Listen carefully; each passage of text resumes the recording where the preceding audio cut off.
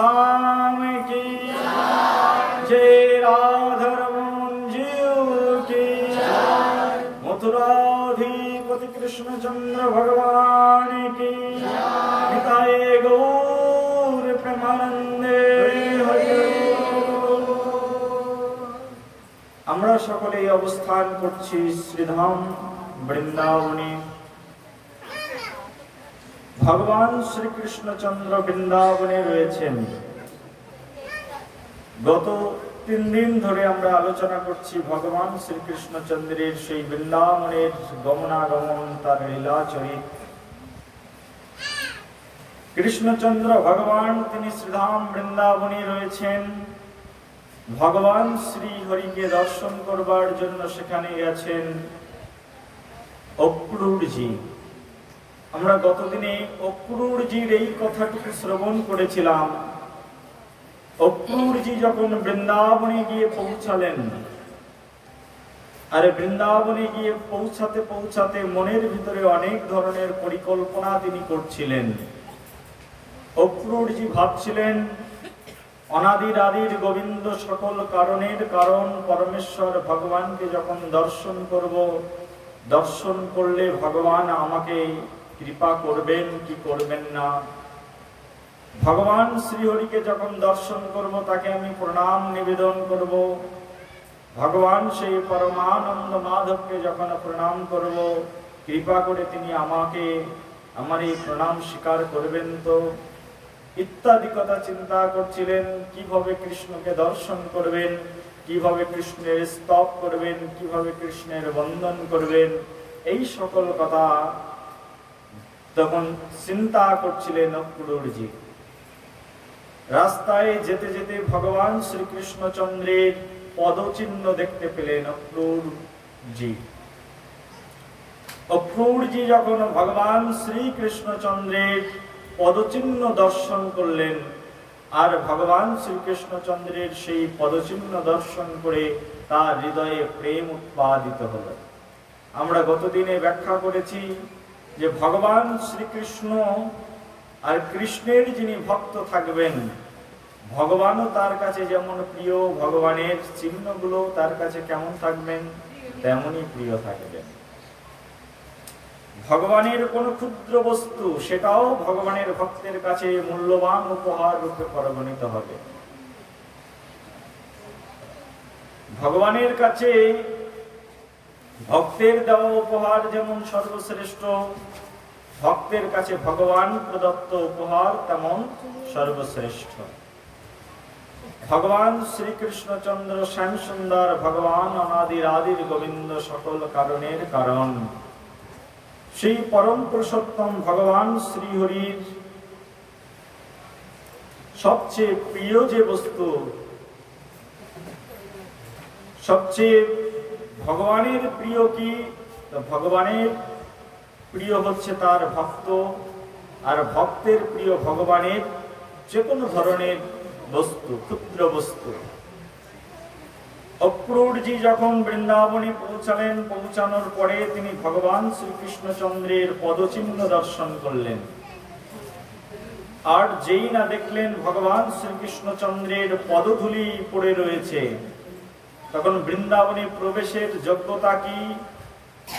তো দেখুন, আমরাও বৃন্দাবনে প্রবেশ করি, আর অক্রূরজি তিনিও বৃন্দাবনে প্রবেশ করছেন। ভগবানের প্রিয় ভক্ত অক্রূর যখন বৃন্দাবনে প্রবেশ করছেন, বৃন্দাবনে প্রবেশ করেই যখন ভগবান কৃষ্ণচন্দ্রের পদধূলি তিনি দর্শন করলেন, ভগবান কৃষ্ণচন্দ্রের চরণ চিহ্ন দর্শন করলেন, বৃন্দাবনে প্রবেশ করা মাত্রই অক্রূরজি তখন রথ থেকে নেমে গেলেন। আর রথ থেকে নেমে সেই ধুলাকে বন্দনা করলেন। শুধু ধুলাকে বন্দনা করলেন নয়, ধুলাকে বন্দনা করে সেই ধুলোর উপরে ভগবান শ্রীকৃষ্ণচন্দ্রের চরণ চিহ্ন অঙ্কিত, ভগবান কৃষ্ণচন্দ্রের গোপীগণের পদধূলি বিরাজিত সেই বৃন্দাবনের ধুলিতে সেই অক্রূরজি তিনি কি করলেন? তো তিনি গড়াগড়ি খেতে থাকলেন, লুটোপুটি খেতে থাকলেন। সেই জন্য বৃন্দাবনে প্রবেশ করতে হলে আগে ভগবান শ্রীহরির শ্যাম সুন্দর ভগবানের ব্রজগোপীগণের চরণ ধুলি আমাদের মস্তকে ধারণ করতে হয়। বৃন্দাবন দর্শন করতে শিখতে হবে ভক্তদের কাছ থেকে। পূর্বে যে সকল ভক্তরা বৃন্দাবনে গেছেন তাদের মনোভাব দেখতে হবে, তারা কোন মনোভাব নিয়ে বৃন্দাবনে প্রবেশ করেছেন, কোন মনোভাব নিয়ে তারা শ্রীধাম বৃন্দাবনে সেই শ্রীমতী রাধারানী শ্যাম সুন্দর ভগবানকে অবলোকন করেছেন। অক্রূরজি বৃন্দাবনে প্রবেশ করেই, বৃন্দাবনে প্রবিষ্ট হতেই তিনি যখন ভগবান শ্রীকৃষ্ণচন্দ্রের পদধূলি দর্শন করলেন, আর ভগবান শ্রীকৃষ্ণচন্দ্রের পদধূলি দর্শন করে সঙ্গে সঙ্গে তিনি সেই ধুলার উপরে গড়াগড়ি খেতে থাকলেন। কতটি প্রেম ছিল অক্রূরজি ভগবান শ্রীকৃষ্ণের প্রতি। আর আমরা তো এই জগতে প্রণাম নিবেদন করাটাই একেবারে ভুলে গেছি। বৃন্দাবনে প্রবেশ করতে গেলে তাহলে আমাদের প্রথম যোগ্যতা কি? তা বৃন্দাবনে প্রবেশ করতে গেলে বৃন্দাবনের ধুলিতে আগে গড়াগড়ি খেতে হবে, আর বৃন্দাবনের ধুলি আমাদেরকে গায়ে মাখতে হবে। কারা বৃন্দাবনে গেছেন? তুলুন দেখি, বৃন্দাবনে কারা গেছেন? বৃন্দাবনে সবচেয়ে সর্বোৎকৃষ্টতম বস্তু কি? তা বৃন্দাবনের সর্বোৎকৃষ্টতম বস্তু বলা হয়েছে ব্রজের ধুলি। কোন বস্তুকে বৃন্দাবনের সর্বশ্রেষ্ঠ মানা হয়েছে? তো ব্রজ ধুলিকে বৃন্দাবনের সর্বশ্রেষ্ঠ বলে মানা হয়েছে। শ্রীধাম মায়াপুরে কোন বস্তুকে সর্বশ্রেষ্ঠ বলে মানা হয়েছে? হরিনাম কীর্তনকে সর্বশ্রেষ্ঠ বলে মানা হয়েছে। শ্রীধাম মায়াপুরে কেউ যাবে, নবদ্বীপ ধামে কেউ যাবে, নবদ্বীপ ধামে গিয়ে মুখে হরে কৃষ্ণ মহামন্ত্র কীর্তন করবেন না, দুবাহু তুলে নৃত্য করবেন না, তাহলে তার মায়াপুর ধাম ভ্রমণ ব্যর্থ হয়ে যাবে। বুঝতে পারছেন আমার কথা? বলুন হরে কৃষ্ণ। প্রেমছে বলুন হরে কৃষ্ণ। আরো জোরে হরে কৃষ্ণ। মায়াপুর ধামে কেউ প্রবেশ করবেন, নবদ্বীপ ধামে কেউ প্রবেশ করবেন, আর নবদ্বীপে কেউ গিয়ে কেউ হরে কৃষ্ণ মহামন্ত্র মুখে উচ্চারণ করবেন না। নবদ্বীপ ধামে প্রবেশ করে হরে কৃষ্ণ মহামন্ত্র কীর্তন করবেন না, তাহলে তার জীবন ব্যর্থ চলে যাবে। আর বৃন্দাবন ধামে গিয়ে বৃন্দাবনেশ্বরী শ্রীমতী রাধারানী ব্রজগোপীগণের পদধূলি পড়ে আছে যে স্থানে, সেই ব্রজগোপীগণের পদধূলি গ্রহণ করবেন না, ব্রজগোপীগণের পদধূলিকে শিরে ধারণ করবেন না, তাহলে তার জীবন ব্যর্থ চলে যাবে। কেউ পুরী ধামে যাবেন, পুরী ধামে গিয়ে জগন্নাথ ভগবানের অপ্রাকৃত সেই অমৃতময় প্রসাদ গ্রহণ করবেন না, তাহলে তার জীবন ব্যর্থ চলে যাবে। জগন্নাথ পুরী ধামের বিশেষত্ব হচ্ছে সেখানে গিয়ে ভগবানের প্রসাদ গ্রহণ করতে হবে, ভগবানের ভক্তকে ভোজন করাতে হবে। বৃন্দাবনের বিশেষত্ব হচ্ছে বৃন্দাবনের ধুলি মস্তকে ধারণ করতে হবে, গায়ে মাখতে হবে।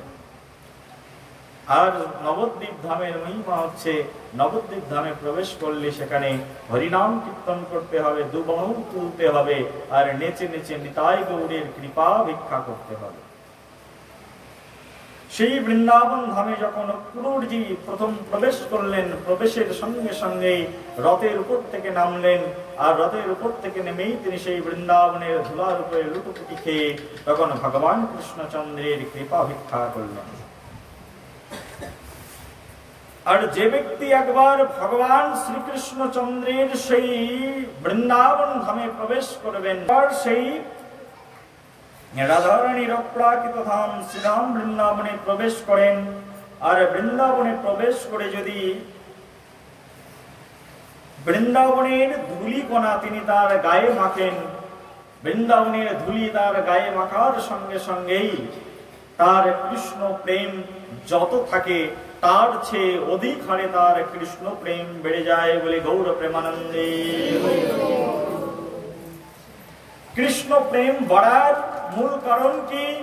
তো বৃন্দাবনে প্রবেশ করে কেউ যদি বৃন্দাবনের ধুলি গায়ে মাখবেন, মানুষ তো কৃষ্ণের প্রেমের টানেই বৃন্দাবনে যায়, আর কৃষ্ণ প্রেমের টানে বৃন্দাবনে গিয়ে কেউ হয়তো পৌঁছেছেন, আর বৃন্দাবনে গিয়ে পৌঁছে যখন বৃন্দাবনের ধুলি একবার কেউ গায়ে মাখবেন, বৃন্দাবনের রাস্তায় যখন একবার কেউ গড়াগড়ি খাবেন, সঙ্গে সঙ্গে তার হৃদয়ে যত প্রেম আছে তার সেই সহস্র গুণে প্রেম বর্ধিত হয়ে যাবে এবং শ্রীমতী রাধারানী অহৈতুকী কৃপা হয়ে যাবে। রাধারানীর যখন কৃপা হয়ে যাবে তখন শ্যাম সুন্দর ভগবানের কৃপা হয়ে যাবে বলে গৌর প্রেমানন্দে। ভগবান কৃষ্ণচন্দ্রের সেই অপ্রাকৃত মহিমান্বিত বৃন্দাবনে অক্রূরজি যখন প্রবেশ করলেন তখন তিনি সেই বৃন্দাবনের ধুলিতে গড়াগড়ি খাওয়ার পরে তিনি দেখছেন যে তার প্রেম আরো বর্ধিত হচ্ছে, তার প্রেম আরো বর্ধিত হচ্ছে। একের পর এক এমন ভাবে তার সেই অপ্রাকৃত প্রেম বর্ধিত হতে শুরু হয়েছে যে ভগবান কৃষ্ণচন্দ্রের প্রেমে যেন অক্রূরজি একেবারে মোহিত হয়ে গেছেন, সব দিকেই তিনি কৃষ্ণময় দেখছেন। অক্রূরজি এইভাবে কৃষ্ণের কথা চিন্তা করতে করতে, তিনি কৃষ্ণের অপ্রাকৃত রূপের কথা কল্পনা করতে করতে যখন বৃন্দাবনে তিনি কৃষ্ণের সম্মুখে যাবেন,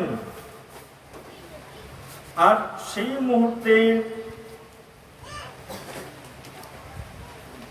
তিনি বৃন্দাবনে যখন প্রবেশ করলেই তিনি ব্রজবাসীগণের কাছ থেকে শুনতে পেলেন যে ভগবান কৃষ্ণচন্দ্র এই স্থানে গোদহন করতেন। অক্রূরজি ভগবান কৃষ্ণচন্দ্রের সেই গোদহন স্থান দর্শন করলেন। তারপরে ভগবান কৃষ্ণচন্দ্রের কাছে তিনি পৌঁছে গেলেন। গোদহন স্থান, গোশালা, শাস্ত্রে বলা হয়েছে গোশালা হচ্ছে এমন পবিত্র একটি স্থান যে কারোর বাড়িতে যদি একটি গোশালা থাকে, কারোর বাড়িতে যদি একটা গাভী মাতা থাকে, সকালবেলায় কেউ হয়তো বা কোনো কাজে বেরাচ্ছেন, আর সকালবেলায় উঠেই প্রথমে গরুটি আপনার চোখের সামনে এসে পড়লো। সকালবেলায় কেউ যদি প্রাতকালে গাভীকে দর্শন করে, শাস্ত্রে বলা হয়েছে তার সারাদিন শুভ যায় বলে গৌর প্রেমানন্দে। কেউ যদি প্রাতকালে উঠেই কি দর্শন করে, গাভী দর্শন করে, তাহলে তার সমস্ত দিন শুভ যায়। সেই জন্য পূর্ব যুগে কোনো মানুষ যখন কোনো শুভ কর্মে বেরাতেন বা কোনো ক্ষুদ্র কর্মে বাড়ির বাইরে বেরাতেন, প্রথমে গাভী মাতাকে দর্শন করে তাকে প্রণাম নিবেদন করে বেরাতেন।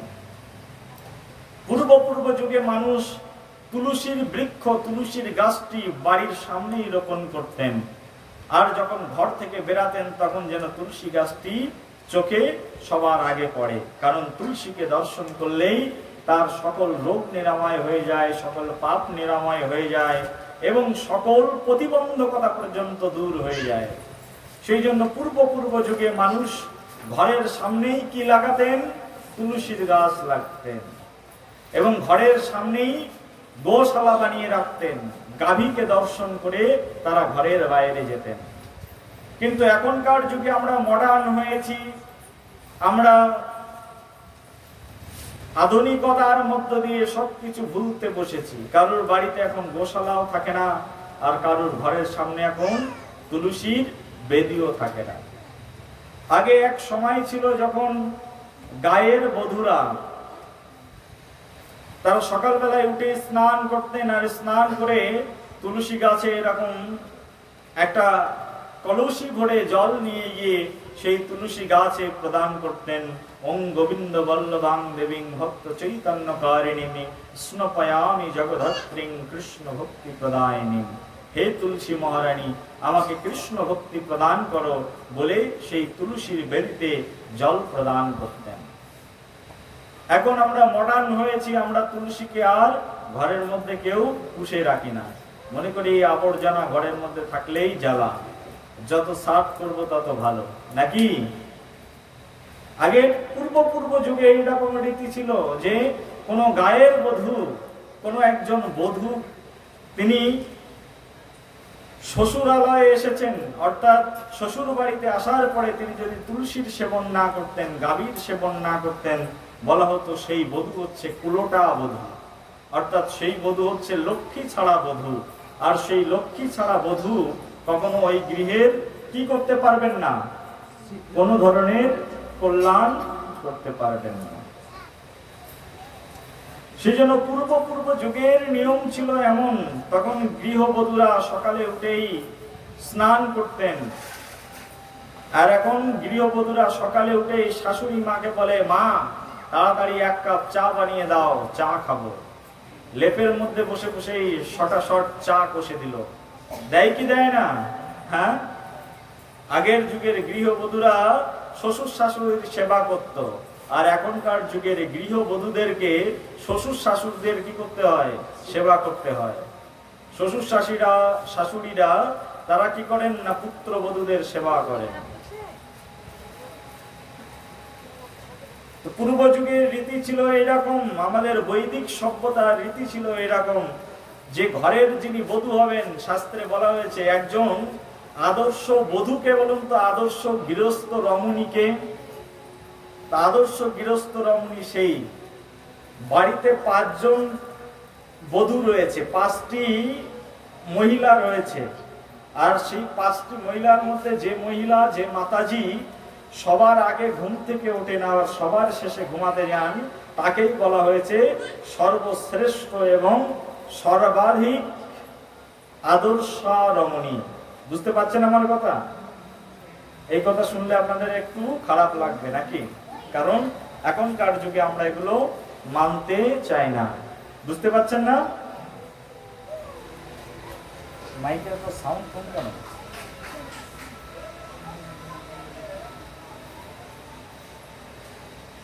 তো আগের পূর্ব যুগের নিয়ম এমন ছিল যে গৃহবধূরা তারা সকালবেলায় উঠে স্নান করতেন।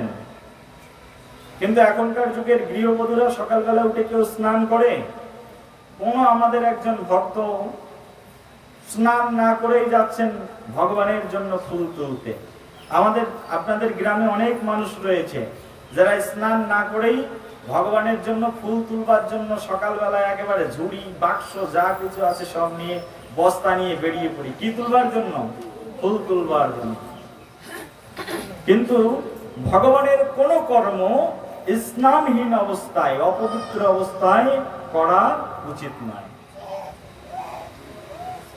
কাউকে আমি বলছি স্নান না করে ফুল তোলা উচিত নয়, তিনি বলছেন ফুল না তুললে ফুল লোকে কি করবেন, নিয়ে যাবেন। তা লোকে ফুল নিয়ে এলে কি হবে? যিনি নিয়ে যাচ্ছেন তারও ফল লাভ হবে না, আর তুমিও যে নিয়ে আসছো তাতেও ফল লাভ হবে না। ফুল তুলবার আগে আমাদেরকে কি করা উচিত? গৃহবধূদের স্নান করা উচিত। এমনকি শুধু ফুল তোলা কেন, গৃহের যে কোনো কাজ করবার আগে আমাদের প্রত্যেকটি গৃহবধূর কর্তব্য হচ্ছে স্নান প্রথমেই সেরে নেওয়া। যে গৃহবধূ সকালবেলায় উঠে স্নান করেন না, তার বাসি মুখ দর্শন করলে ওই বাড়িতে যতজন পুরুষ ছেলে রয়েছে, যতজন ওই বাড়িতে বাস করবে, সকলের সারাদিন অকল্যাণময় যেতেই থাকবে বলে গৌর প্রেমানন্দে। কোন গৃহের গৃহবধূ যদি সকাল সকাল স্নান না করে, বলা হয়েছে ব্রহ্ম মুহূর্তে একজন গৃহবধূ স্নান করবেন। কোন মুহূর্তে? ব্রহ্ম মুহূর্ত মানে কি? ব্রহ্ম মুহূর্ত শব্দের অর্থ হচ্ছে সূর্য উদয়ের 1 ঘন্টা 36 মিনিট পূর্বকে বলা হয় ব্রহ্ম মুহূর্ত কাল। কত সময়? সূর্য উদয়ের 1 ঘন্টা 36 মিনিট কালকে বলা হয় ব্রহ্ম মুহূর্ত। আর সেই ব্রহ্ম মুহূর্তে গৃহবধূদেরকে স্নান করার কথা বলা হয়েছে। যিনি গৃহবধূ হবেন তিনি সূর্য ওঠার আগেই স্নান করবেন, আর সূর্য ওঠার আগেই তিনি স্নান করে তারপরে তিনি বাড়িতে যে কোনো কাজে অংশগ্রহণ করবেন।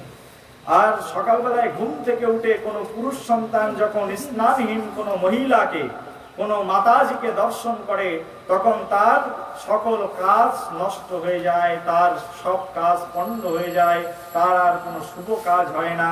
তিনি যে কাজই করতে যাবেন সেই কাজেই তিনি বাধা প্রাপ্ত হয়ে যাবেন, কারণ সকালবেলায় তিনি পিশাচীর মুখ দর্শন করে তারপরে তিনি যাত্রা করেছেন বলি গৌর প্রেমানন্দে।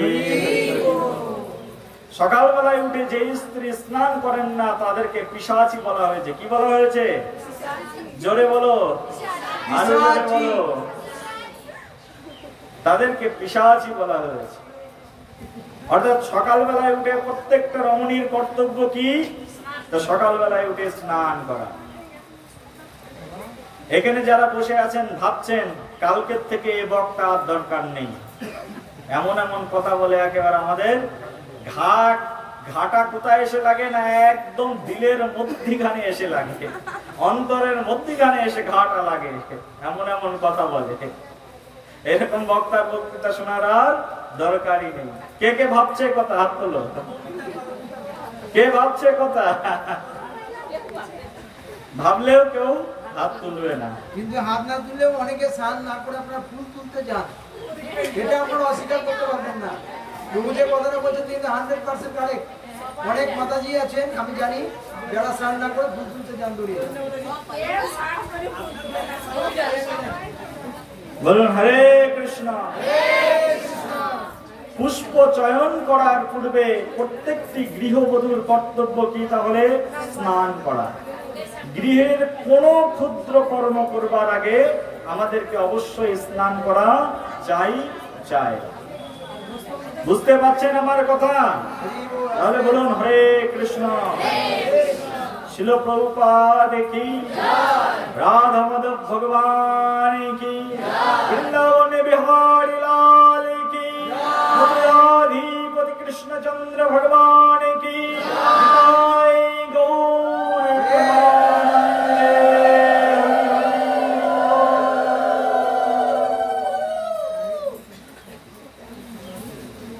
সেই জন্য পূর্বকালের এগুলো আমাদের সমাজের প্রথা ছিল। গৃহবধূরা সকালে স্নান করবেন, গোশালায় যাবেন, প্রথমে গোশালায় গিয়ে গাভী মাতাকে সেখান থেকে বের করবেন, গাভী মাতাকে দর্শন করবেন, গাভী মাতাকে প্রণাম করবেন। এগুলো পূর্বকালের নিয়ম ছিল।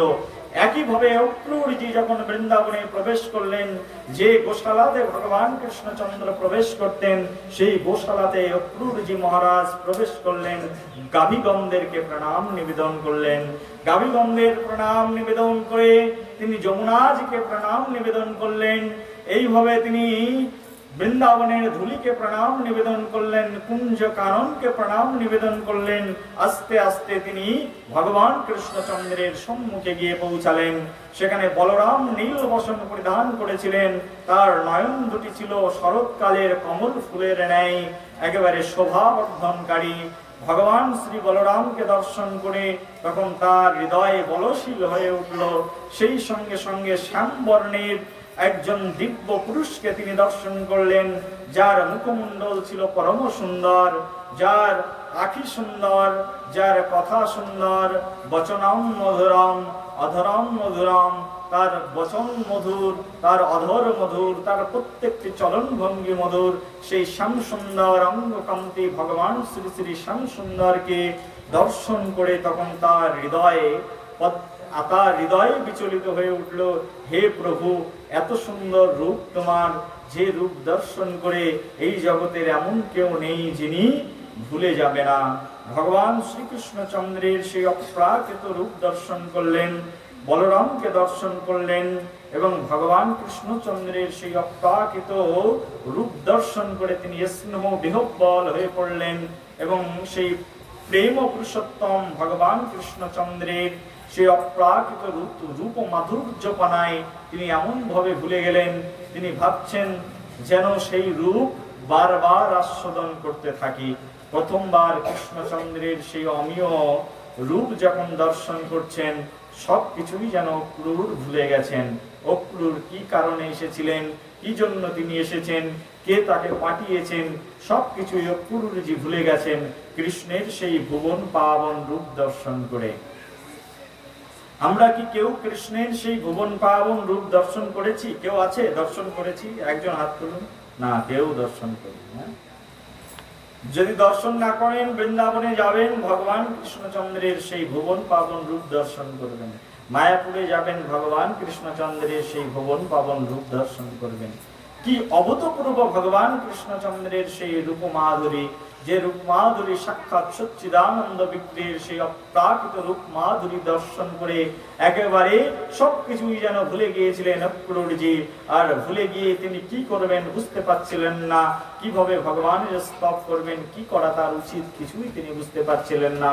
অক্রূরজি ভগবান কৃষ্ণচন্দ্রকে যখন দর্শন করলেন, দর্শন করেই রথের উপরে বসে বসেই কৃষ্ণকে দর্শন করছেন। আর যখন রথের উপরে বসে বসে তিনি কৃষ্ণকে দর্শন করছেন, কৃষ্ণকে দর্শন করার সঙ্গে সঙ্গেই শাস্ত্রে ভাগবত মহাপুরাণ বলছেন, রথাত তৃণমবপ্নুতে সহক্রোস্নহ বিহব্বলে পাতোত চরণ পুন্তে দন্তবজরম কৃষ্ণায়। তখন তিনি সেই রথ থেকে অতি সত্তর লাফ দিয়ে তিনি নিচে নামলেন এবং অবতরণ করলেন। অবতরণ করে কৃষ্ণ বলরামের সেই চরণ প্রান্তে তিনি দণ্ডবাদ হয়ে একেবারে প্রণীতি পাত নিবেদন করলেন। কিভাবে প্রণাম করলেন? কিভাবে? দণ্ডবাদ হয়ে প্রণাম নিবেদন করলেন। দণ্ডবাদ প্রণাম কেমন? দণ্ডবাদ প্রণাম হচ্ছে যে তার সর্ব অঙ্গ মাটিতে লুটিয়ে পড়ে কি করা? প্রণাম করা। ভগবান শ্রীকৃষ্ণের সামনে তখন সেই অক্রূরজি দণ্ডবাদ হয়ে কৃষ্ণ বলরামকে কি করলেন? প্রণাম নিবেদন করলেন। সেই কৃষ্ণ বলরাম মন্দির রয়েছে আমাদের শ্রীধাম বৃন্দাবনে। একবার যখন বৃন্দাবনে যাবেন, ইস্কন মন্দিরে প্রবেশ করবেন, সেই অপ্রাকৃত মাধুর্য মণ্ডিত পতিত পাবন রূপ সেই কৃষ্ণ বলরামের বিগ্রহ সেই শ্রীধাম বৃন্দাবনে বিদ্যমান রয়েছে। কৃষ্ণ বলরামকে তখন প্রণাম নিবেদন করলেন অক্রূরজি। আর প্রণাম নিবেদন করে তিনি তখন উঠে দাঁড়ালেন। আর যখন অক্রূরজি ভগবান কৃষ্ণচন্দ্রকে প্রণাম নিবেদন করলেন, অক্রূরজির যে নয়ন দুটি ছিল সেই নয়ন দুটি অশ্রুসিক্ত হয়ে গেল, যেন ফোঁটা ফোঁটা জল পড়ছিল সেই ভগবান কৃষ্ণ বলরামকে দর্শন করে, এবং তার কণ্ঠ গদগদ হয়ে যাচ্ছিল কথা বলবার জন্য। অক্রূরজি যেহেতু ভগবান কৃষ্ণচন্দ্রের ভক্ত ছিলেন, কিন্তু অক্রূরজির মনে একটি ভয় ছিল যে ভগবান কৃষ্ণকে এবং বলরামকে যখন সঙ্গে করে নিয়ে যাব, তখন কংস নিশ্চয়ই তাদেরকে কোনো রকমে ক্ষমা করবেন না। কংস কৃষ্ণ বলরামের উপরে আঘাত করবেন, আমার প্রভুর উপরে আঘাত করলে সেটা আমি সহ্য করতে পারবো না। আবার অন্যদিকে সেই অক্রূরজি ভাবছেন, ভগবান কৃষ্ণ তিনি তো অনন্ত অনন্ত কোটি বিশ্ব ব্রহ্মাণ্ডের নায়ক, কত শত অসুরকে তিনি নিধন করেছেন, নিশ্চয়ই কংসকেও তিনি নিধন করবেন। কিন্তু আমি যে কৃষ্ণকে দর্শন করতে এসেছি, কৃষ্ণের দর্শন পাওয়ার জন্য এসেছি, আমার উদ্দেশ্য তো অসৎ, কারণ আমি কৃষ্ণকে যমের আলয়ে নিয়ে যাওয়ার জন্য এসেছি। এই ভেবে কখনো কখনো বা অক্রূর তখন তিনি বিমর্ষিত হচ্ছেন। তিনি কোনো কথা বলতে যাবেন কৃষ্ণকে, কিন্তু কৃষ্ণকে কোনো কথাই যেন নিবেদন করতে পারছেন না। ভগবান কৃষ্ণচন্দ্র অন্তর্যামী, তিনি অন্তর থেকে অক্রূরের সেই মনোভাব বুঝতে পারলেন। অক্রূরজির মনোভাব বুঝতে পেরে ভগবান কৃষ্ণচন্দ্র সর্বশক্তিমান ভগবান তখন অক্রূরজিকে আলিঙ্গনবদ্ধ করলেন।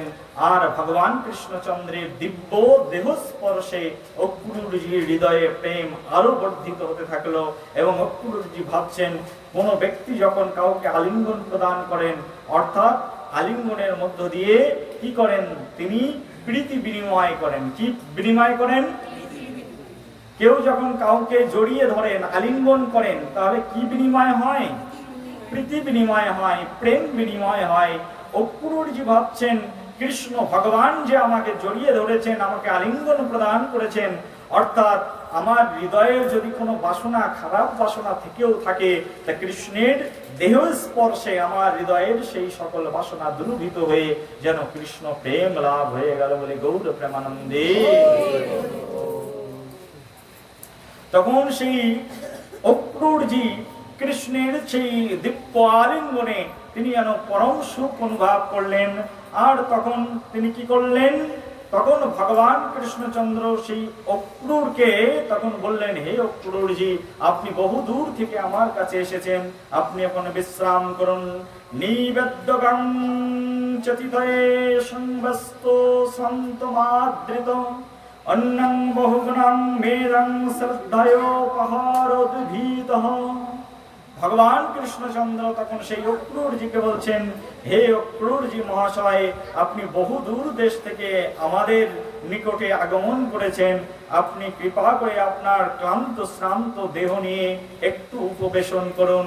অক্রূরজিকে ভগবান শ্রীকৃষ্ণচন্দ্র সম্ভ্রমের সঙ্গে তিনি তার গৃহে নিয়ে গেলেন এবং গৃহে নিয়ে যাওয়ার পরে তার ক্লান্তি শ্রান্তি দূর করবার জন্য তিনি অনেক সুস্বাদু অন্ন এবং শরবত ভগবান শ্রীকৃষ্ণচন্দ্র প্রদান করলেন। কাকে প্রদান করলেন?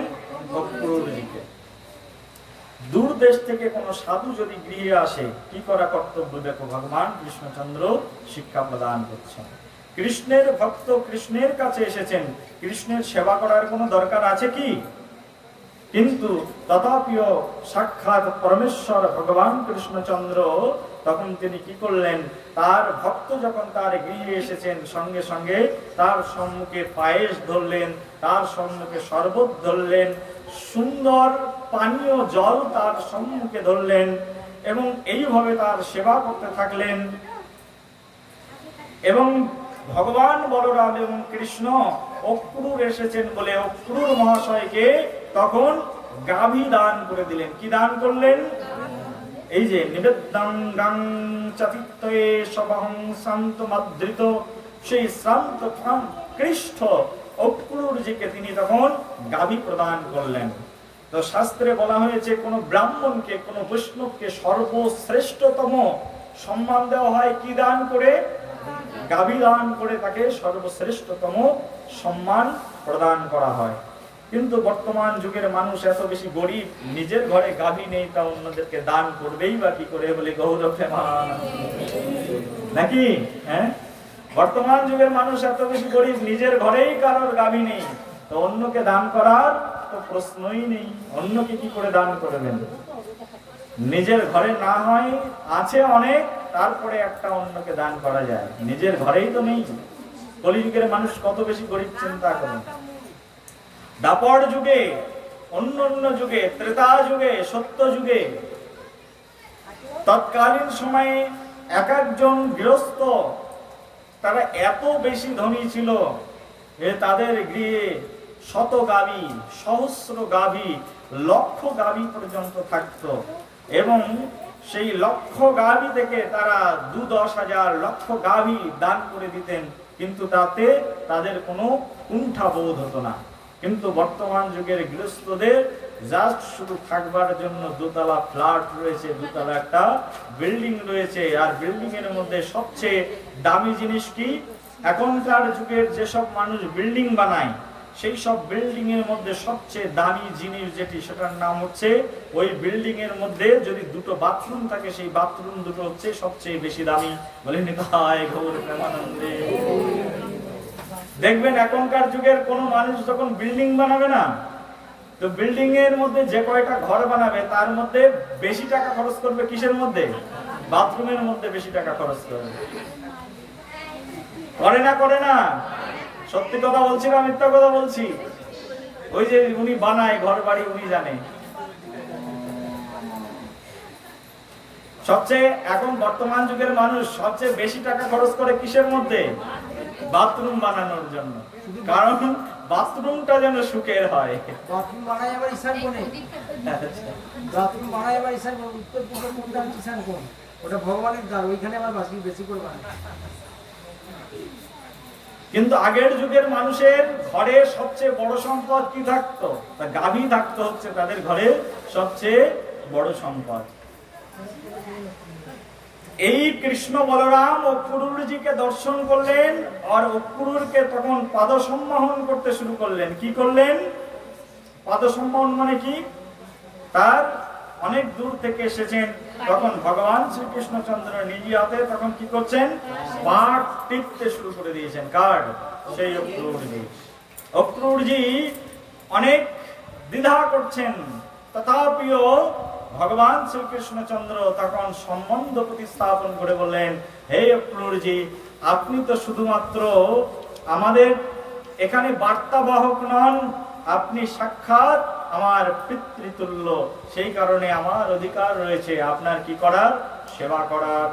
এইভাবে অক্রূরজিকে ভগবান শ্রীকৃষ্ণচন্দ্র অনেক সেবা করলেন, সঙ্গে বলরাম ভগবান অনেক সেবা করলেন। এখন সেবা করার পরে তখন ভগবান শ্রীকৃষ্ণচন্দ্র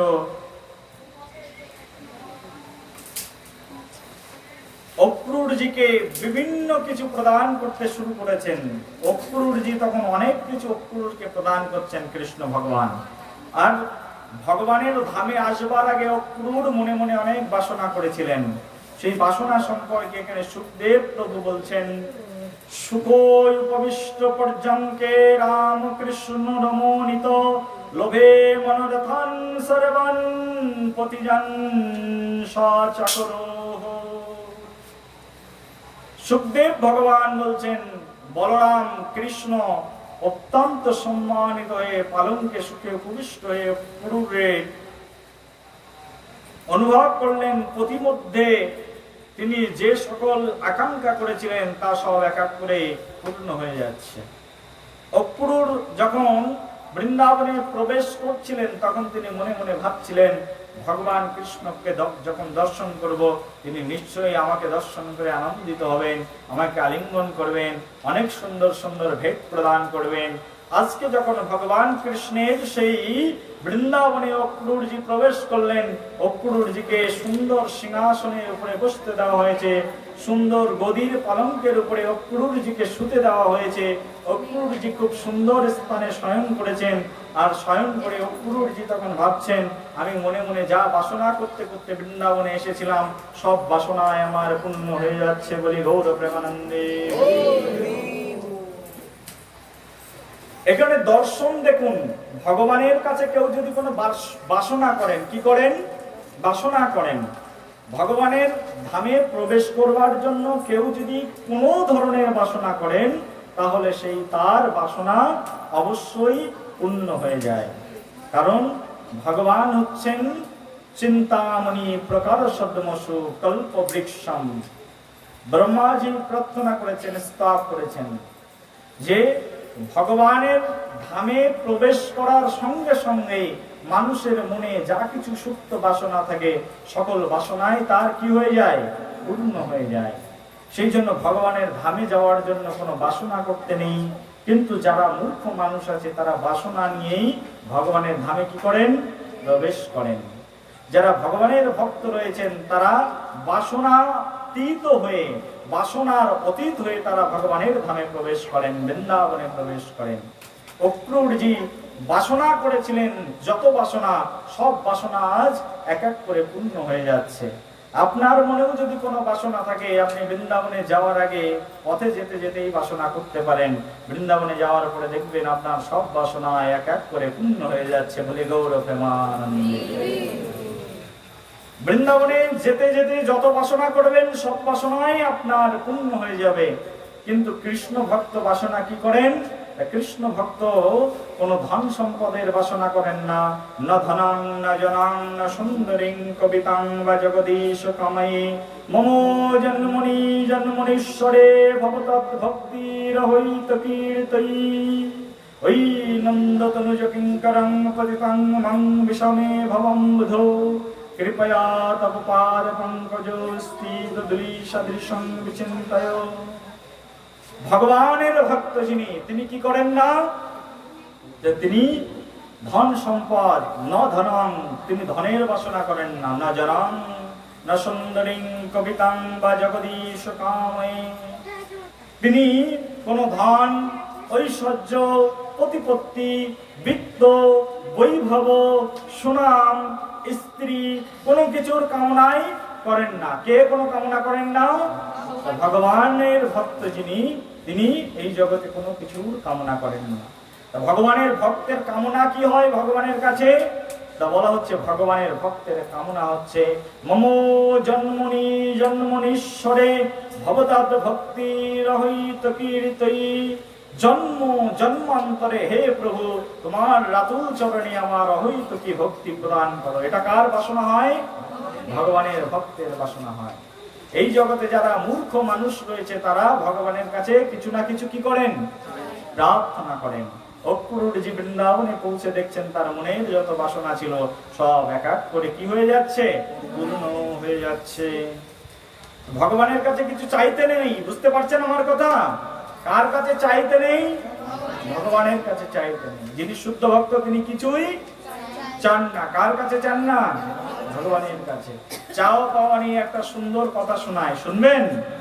বলুন হরে কৃষ্ণ, প্রেম সে বলুন হরে কৃষ্ণ, বলুন হরে কৃষ্ণ। ভগবান কৃষ্ণের কাছে কিছু চাইতে নেই। কেমন? তো এক গ্রামে এক রাজা ছিলেন। আগের যুগের কথা, পুরাণের যুগের কথা। এক রাজা ছিলেন, আর সেই রাজার রাজত্বে অনেক গরিব দুঃখীর বাস ছিল। রাজার কোনো পুত্র সন্তান হয় না। অনেক প্রার্থনা করার পরে রাজার একটি পুত্র সন্তান জন্মগ্রহণ করল। বুঝতে পারছেন আমার কথা? বুঝতে পারছেন কি? মুখে কথা নেই কেন? বুঝতে পারছেন? বলুন হরে কৃষ্ণ। রাজার কোনো পুত্র সন্তান নেই। এক সাধুর কৃপাতে রাজার একটি পুত্র সন্তান হলো। তখন রাজা ঘোষণা করলেন যে আমার রাজ্যে যত প্রজা রয়েছে, আমার যেহেতু পুত্র সন্তান হয়েছে, আমি এখন খুব আনন্দিত। কে আনন্দিত? রাজা মশাই খুব আনন্দিত। তখন রাজা মশাই বলছেন, আমার রাজ্যে যত প্রজা রয়েছে, যে প্রজার মনে যা বাসনা আছে আমি তার সেই বাসনা পূর্ণ করে দেব। যার যা কিছু দরকার সবাই চার্ট বানিয়ে আমার কাছে নিয়ে এসো, আমি তাদের রাজকোষ থেকে তাই কি করব, সরবরাহ করে দেব। তখন রাজার যিনি পেয়াদা ছিলেন, রাজার পেয়াদা, তখন তিনি এরকম ঢাক পিটাচ্ছেন। আগের যুগে ঢাক পিটাতো জানো তো?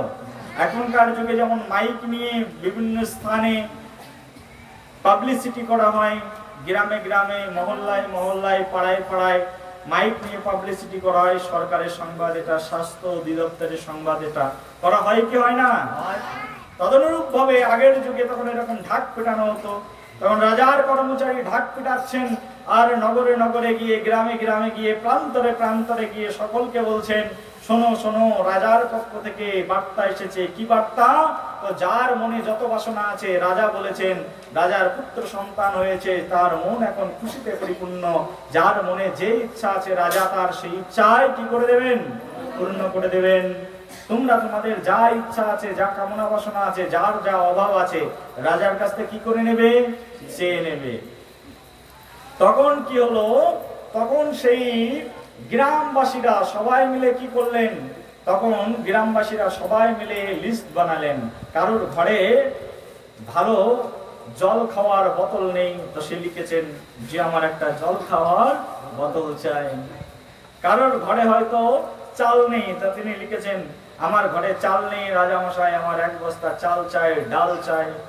কারোর হয়তো ছেলে মেয়ের জামা কাপড় নেই, লিখেছেন জামা কাপড় চাই। কেউ লিখেছেন মেয়েকে বিয়ে দিতে পারছে না, সোনা দানার অভাবে একটা সোনার হার চাই, লিখেছেন এরকম। এইরকম যে যেমন পেরেছেন এইরকম সব বড় বড় লিস্ট বানিয়েছেন। ধান চাই, চাল চাই, রুটি চাই, অন্ন চাই, বস্ত্র চাই, এটা চাই, সেটা চাই, সব রকম লিখেছেন। এরকম লম্বা লম্বা ফর্দ নিয়ে তখন রাজার কাছে সবাই মিলে উপস্থিত হয়েছেন। উপস্থিত হওয়ার পরে রাজা যার যা প্রয়োজন, রাজা কি করছে, সবার সবকিছু কি করেছেন, পূর্ণ করে দিয়েছেন। তখন রাজমন্ত্রীকে বললেন যার যা কিছু দরকার সবাইকে সবকিছু কি করো, সাপ্লাই প্রদান করো। এইভাবে রাজা তার রাজ্যে যত প্রজাগণ ছিল সব প্রজাগণকে কি করেছেন, সন্তুষ্ট করেছেন। এর মধ্যে তখন রাজা তখন সভাসদদেরকে জিজ্ঞাসা করছে, আমার রাজ্যে যত প্রজা ছিল সবাইকে সবকিছু দেওয়া হয়েছে? সব প্রজারা হাত উঁচু করে বলছে হ্যাঁ মহারাজ, সবকিছু আমরা পেয়েছি। সবাই কি বলছে? সবকিছু আমরা পেয়েছি। তো তার মধ্যে থেকে একজন সেখানে ব্রাহ্মণ ছিল, পণ্ডিত ব্রাহ্মণ। সেই পণ্ডিত ব্রাহ্মণ তিনি রাজার কাছে কোনো কিছু চাননি। তা পণ্ডিত ব্রাহ্মণ বলছেন, মহারাজ আমার একটি বাসনা ছিল, কিন্তু সেই বাসনা পূর্ণ হয়নি। তখন সেই পণ্ডিত ব্রাহ্মণ রাজার সামনে আসলেন। রাজা তখন বলছেন, হে ব্রাহ্মণ ঠাকুর, সবাই সবকিছু চেয়ে নিয়েছে, আপনি দরিদ্র গরিব ব্রাহ্মণ, আপনি কেন আমার কাছ থেকে কিছু চেয়ে নিচ্ছেন না? বলুন আপনার কিসের অভাব আছে, আপনার যত অভাব আছে আমি সব পূর্ণ করে দেবো। কে বলছেন এ কথা? শুনছো আমার কথা? প্রেমছে বলো হরে কৃষ্ণ। তখন রাজা মশাই কি করলেন? তখন সেই ব্রাহ্মণকে যখন বললেন, হে ব্রাহ্মণ ঠাকুর, বলুন আপনার কিসের প্রয়োজন রয়েছে? তখন সেই ব্রাহ্মণ ঠাকুর বলছেন, হে রাজা মশাই, এই পৃথিবীতে যখন থেকে আমি জন্মগ্রহণ করেছি তখন থেকে আমার খাওয়ার ব্যবস্থা ভগবান করেছেন। কে করেছেন? ভগবান করেছেন। আর আপনি রাজা মানে আপনি হচ্ছেন ভগবানের প্রতিনিধি। কার প্রতিনিধি? ভগবানের প্রতিনিধি। অর্থাৎ আমার খাওয়ারও অভাব নেই, পড়ারও অভাব নেই, থাকারও অভাব নেই, আমার কোনো কিছুর অভাব নেই। বলি কোনো অভাব নেই? বলছে কোনো অভাব নেই, কিন্তু অভাব আছে একটি জিনিসের। কিসের অভাব আছে? যে রাজার প্রতি প্রেম অর্পণে। কিসের অভাব রয়েছে? রাজা হচ্ছে ভগবানের প্রতিনিধি, আর তার প্রতি প্রেম অর্পণে আমার অভাব রয়েছে। ব্রাহ্মণ ঠাকুরকে রাজা বলছেন, এত শত পাণ্ডিত্য বুঝি না, আপনি ঘুরিয়ে পিছিয়ে না বলে সহজ সরল বাংলায় বলুন, আমি আপনার কি সেবা করতে পারি?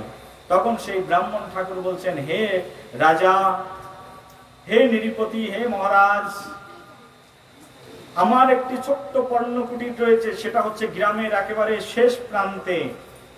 আমি আমার বাড়িতে কখনো কোনো রাজ পরিবারের কাউকে নিমন্ত্রণ করে খাওয়াইনি। একজন গৃহস্থের কর্তব্য হচ্ছে তিনি সদা সর্বক্ষণ কি করবেন? গৃহস্থ, তা তিনি বৈষ্ণব সেবা দেবেন। আমি যেহেতু একজন গৃহস্থ, তা আমার একটি কর্তব্য রয়েছে। কর্তব্য হচ্ছে আমাকে অতিথি ভোজন করানো। এমনিতে অনেক অতিথি খাইয়েছি বটে, কিন্তু যিনি আমার দেশের রাজা, যিনি আমাদের সবকিছু দেখাশোনার ভার নিয়েছেন, যিনি ভগবানের প্রতিনিধি, তাকে আমি এখনো পর্যন্ত কোনোদিন আমার ঘরে নিয়ে যেতে পারিনি এবং ভোজনের আয়োজন করতে পারিনি। কৃপা করে যদি আপনি আমার গৃহে অতিথি হয়ে যান, তাহলেই আমার বাসনা পূর্ণ হয়ে যাবে বলে গৌর প্রেমানন্দে। একথা কে বলছেন? তখন সেই দরিদ্র ব্রাহ্মণ সেই রাজাকে বলছেন। তখন রাজা বলছেন, এইটুকু তোমার মনের বাসনা, এটা বড় কি কাজ? অবশ্যই আমি তোমার ঘরে অতিথি হয়ে যাব। তখন বলছে, তুমি গৃহে ফিরে যাও, খুব তাড়াতাড়ি তোমার ঘরে আমি অতিথি হয়ে তোমার বাড়িতে খেতে যাব। কে বলছেন? রাজা বলছেন। রাজা তখন মহামন্ত্রীকে বললেন, মহামন্ত্রী, ওই ব্রাহ্মণের বাড়িতে আমি খেতে যেতে চাই, তুমি দেখো সেই ব্রাহ্মণের বাড়িতে কি করে যাওয়া যাবে। মহামন্ত্রী তার পরের দিন সেই ব্রাহ্মণের বাড়িতে গেলেন। আর ব্রাহ্মণের বাড়িতে যাওয়ার পথে মহামন্ত্রী প্রথমে যখন মহামন্ত্রী রথ চালালেন, রথ চালিয়ে সেই গ্রামের রাস্তা দিয়ে যখন যাচ্ছেন, তখন দেখছেন সেই গ্রামের রাস্তা এমন ভাঙাচুরো রাস্তা, এমন উঁচু নিচু রাস্তা, আর এমন কদরমুক্ত রাস্তা, যে রাস্তা দিয়ে কখনোই যাওয়া সম্ভব নয়। কাকে? মহারাজের। ব্রাহ্মণের গৃহে যাওয়া কি নয়? সম্ভব নয়। তখন মহামন্ত্রী ভাবছেন, আমি নিজেই যেতে পারছি না, তার রাজা কি করে যাবে? তখন মহামন্ত্রী বললেন তার কর্মচারীদেরকে, শীঘ্রই এই ব্রাহ্মণের বাড়ির রাস্তা, যতটা রাস্তা রয়েছে সব রাস্তা পাকা করে দাও। কি করে দাও? পাকা করে দাও। তখন রাস্তা পাকা করতে শুরু হলো। কিছু দূর যে মহামন্ত্রী দেখলেন ব্রাহ্মণের বাড়ি যাব কি করে, একটা বাঁশের সাঁকো রয়েছে। তো যিনি রাজা, এই রাজ্যের রাজা, তিনি বাঁশের সাঁকো পার হয়ে কি করে সেই ব্রাহ্মণের বাড়িতে যাবেন? তখন সেই মহামন্ত্রী বললেন, এই যে ছোট্ট একটা নদী রয়েছে, সেই নদীর উপর দিয়ে একটা বিশাল বড় ব্রিজ বানিয়ে দাও। কি বানিয়ে দাও? সঙ্গে সঙ্গে সেখানে ব্রিজ বানানোর কাজ হয়ে গেল, আর বিশাল ব্রিজ হয়ে গেল। সেই বিশাল ব্রিজের উপর দিয়ে যখন মহামন্ত্রী প্রবেশ করলেন, প্রবেশ করেই দেখলেন যে রাস্তার মাঝখানে মানুষের খাওয়ার মতো কোনো নলকূপ নেই, জল খাওয়ার মতো কোনো ব্যবস্থা নেই, রাজার যদি জল তৃষ্ণা লাগে তাহলে কোথা থেকে জল খাবে, তখন সেই রাস্তার মাঝখানে এই গভীর নলকূপ খনন করা হলো। তারপরে তিনি সেই ব্রাহ্মণের গৃহে গিয়ে পৌঁছালেন। ব্রাহ্মণের ঘর পর্যন্ত পাকা হয়ে গেল। ব্রাহ্মণের ঘরে গিয়ে পৌঁছে দেখছেন ব্রাহ্মণ যে ঘরের মধ্যে থাকে সেই ঘরটা একেবারে খড়কুটো দিয়ে ছাউনি দেওয়া। রাজা যদি এই ঘরে প্রবেশ করেন কিন্তু রাজার মাথা কি হবে, সেই চৌকাঠের সঙ্গে আঘাত লাগবে, অর্থাৎ এই ঘরের মধ্যে রাজাকে আনা যাবে না। সুতরাং এই পর্ণকুটির ভেঙে এখানে একটা বিশাল বড় রাজমহল বানিয়ে দাও। কে ভাবলো? সেই মন্ত্রী ভাবছেন। আর মন্ত্রী সঙ্গে সঙ্গে ব্রাহ্মণের ছোট ঘর ভেঙে কি করে দিলেন, একটা বড় ঘর বানিয়ে দিলেন। সেখানে বড় ঘর বানিয়ে দেওয়ার পরে মন্ত্রী দেখছেন রাজা এসে এখানে বসবে কোথায়, ভালো দামি সোফা সেটও এখানে নেই। সঙ্গে সঙ্গে মন্ত্রী সেখানে সোফা সেটের অর্ডার দিলেন আর সুন্দর সুন্দর ফার্নিচার সেখানে চলে আসলো। রাজা এসে বসবেন, খাবেন যে পাত্রে, সেই ধরনের কোনো পাত্র সেই ব্রাহ্মণের বাড়িতে নেই। সঙ্গে সঙ্গে সোনার থালা অর্ডার দিয়ে তখন মন্ত্রী সেখানে আনায়ন করলেন। বুঝতে পারছেন আমার কথা? আর বিশাল বিশাল সোনার থালা, বিশাল বিশাল সোনার গ্লাস তাই নিয়ে আসা হলো। রান্না করবেন কোথায়, রান্নাঘরটা ভালো নেই, সঙ্গে সঙ্গে টাইলস লাগানো একেবারে রান্নাঘর বানিয়ে দিলেন। আর সেখানে রান্নার আয়োজন করা শুরু করলেন। রান্নাটা করবে কোথায়, ভালো কোনো উনান নেই যেখানে রান্না করবেন, ভালো কোনো বাসন নেই, তখন ভালো ভালো বাসন এনে দিলেন রান্না করবার জন্য। রাজা খাওয়ার পরে একটু তো বিশ্রাম করবেন, বিশ্রাম করবেন কোথায়, সেই ব্রাহ্মণের ঘরে কোনো পালঙ্ক নেই। মন্ত্রী তখন একটা বিশাল রাজ পরিবারের রাজ পালঙ্ক, সোনার পালঙ্ক অর্ডার করালেন যে একটা সোনার পালঙ্ক নিয়ে এসো। রাজা বসবেন কোথায়, বসার মতো জায়গাও সেখানে নেই। সঙ্গে সঙ্গে সেখানে একটা সোনার পালঙ্ক চলে আসলো। বলে গৌর প্রেমানন্দে।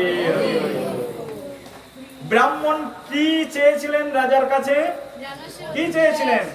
ব্রাহ্মণ বলেছিলেন, হে রাজা, হে নৃপতি, আপনি হচ্ছেন ভগবানের প্রতিনিধি। আমি আপনার কাছে কোনো ধন ঐশ্বর্য কোনো কিছুই কামনা করি না। আমি চাই শুধু আপনি আমার বাড়িতে একদিন কি করতে আসবেন, আমার বাড়িতে একদিন ভোজন করতে আসবেন।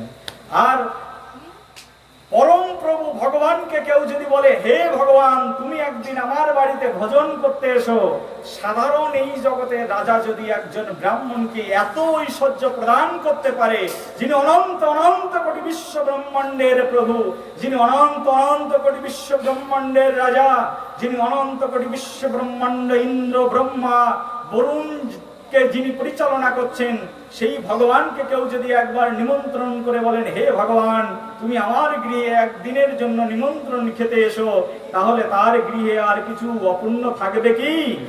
থাকবে? প্রেম সে বলুন হরে কৃষ্ণ। সেই জন্য কি করতে নেই ভগবানের কাছে? বুঝতে পারছো আমার কথা? প্রেম সে বলো হরে কৃষ্ণ। ভগবানের কাছে কেউ কিছু চেয়েছেন তো জীবনে চরম ঠকা ঠকেছেন। চাইলে কতটুকুই বা চাইতে পারি, আমার একটা ভালো জামা কাপড় লাগবে, আমার একটা সোনার চেন লাগবে, আমার ঘরে একটা ফ্রিজ লাগবে, আমার ঘরে এয়ার কন্ডিশন লাগবে, আমার ঘরে একটা টিভি লাগবে, কিন্তু ভগবানকে তুমি তোমার ঘরে এসে নিমন্ত্রণ জানাও, ভগবানের যা কিছু দরকার সব কিছু তোমাকে পূর্ণ করে অবশ্যই দেবেন। সেই জন্য ভগবানের কাছে কি করতে নেই, কোনো কিছু চাইতে নেই। আর চেয়েছেন তো তা পূর্ণ হয়ে যাবে, কিন্তু ভক্ত ভগবানের কাছে কি করেন না, কোনো কিছুই চান না। অক্রূরজি মহারাজ যখন বাসনা করতে করতে বৃন্দাবনে প্রবেশ করেছেন, বৃন্দাবনে প্রবেশ করে অক্রূরজি তখন দেখছেন যে তার মনের বাসনা অনুসারে সব কিছুই ফলে যাচ্ছে। কিন্তু অক্রূরজি মহারাজের যে বাসনা, সেই বাসনা কিন্তু ধন সম্পদের বাসনা নয়। কি বাসনা? তা কৃষ্ণ প্রেমের বৈরাগ্যের বাসনা তিনি করেছিলেন। কার কাছে? ভগবানের কাছে, বৃন্দাবনে যাওয়ার পথে। আর তার সেই সকল বাসনা তখন কি হয়েছিল, পূর্ণ হয়ে গেছিল। ভগবান কৃষ্ণচন্দ্র তখন অক্রূরজিকে বলছেন, অহো যস্মদ ভুরি পিতৃবৃত্তি জামর্জয় যদ্দতং পুত্রমরণং যদ্দর্তবর্ধনং তথা।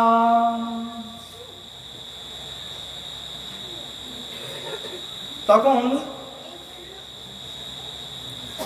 ভগবান কৃষ্ণচন্দ্র অক্রূরজির সঙ্গে কথোপকথন করছেন। অক্রূরজির সঙ্গে কৃষ্ণ বলছেন, হে অক্রূরজি, আমার পিতা মাতা অর্থাৎ আমার পিতা বসুদেব এবং আমার মাকে দেবকী, তাদের দুঃখের কারণ আমি সাক্ষাৎ নিজেই। আমার ভাইদের মৃত্যুর কারণ কে? কৃষ্ণ বলছে, আমি নিজেই আমার ভাইদের মৃত্যুর কারণ। এইভাবে কৃষ্ণ অক্রূরজিকে বলছেন। অক্রূরজি কৃষ্ণকে বলছেন, হে প্রভু, এই জগতে তুমি কোনো কারণের মধ্যে বন্দী নও। তুমি হচ্ছ এই জগতে একমাত্র সরাট মুকুন্দ। কি? এই জগতে তুমি হচ্ছে একমাত্র সরাট মুকুন্দ। তুমি এই জগতে যা কিছু করো না কেন, তার পিছনে কিছু না কিছু কারণ রয়েছেন। এইভাবে অক্রূর আর ভগবান কৃষ্ণের মধ্যে কথা হচ্ছে।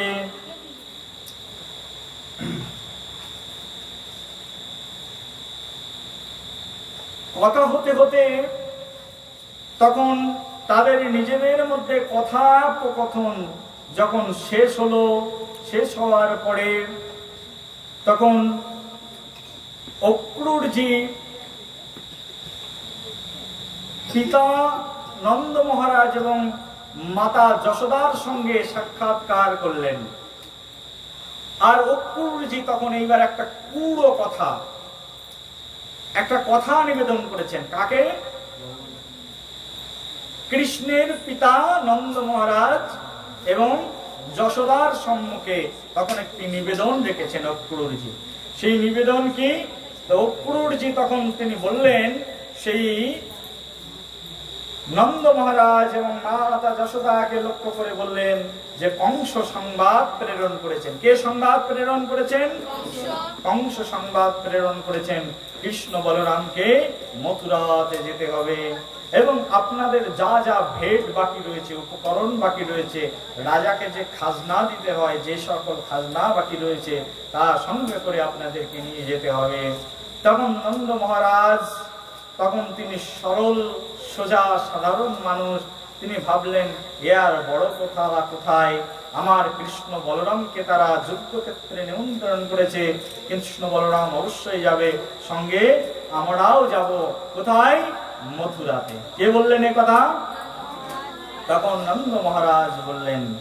আর অক্রূরজি সকল কথা শেষে যখন এই কংসের বার্তাটি সেই বৃন্দাবনে ব্রজবাসীগণের কাছে পৌঁছে দিলেন, একেবারে সেকেন্ডের মধ্যে আমরা যেমন একটা গ্রুপের মধ্যে কোনো একটা ডাটা, কোনো একটা মেসেজ যেমন হোয়াটসঅ্যাপ মেসেঞ্জারের গ্রুপের মধ্যে প্রেরণ করলে সঙ্গে সঙ্গে হাজার মানুষের কাছে পৌঁছে যায়, তদনুরূপ ভাবে সেই অক্রূরের সেই পুরো বার্তাটি, সেই রুষ্ট বার্তাটি একদম বাতাসের বেগে যেন বৃন্দাবনের ব্রজবাসীর সকলের হৃদয়ে হৃদয়ে এই কথা পৌঁছে গেল যে অক্রূরজি এসেছেন কৃষ্ণ বলরামকে বৃন্দাবন থেকে মথুরাতে নিয়ে যাওয়ার জন্য।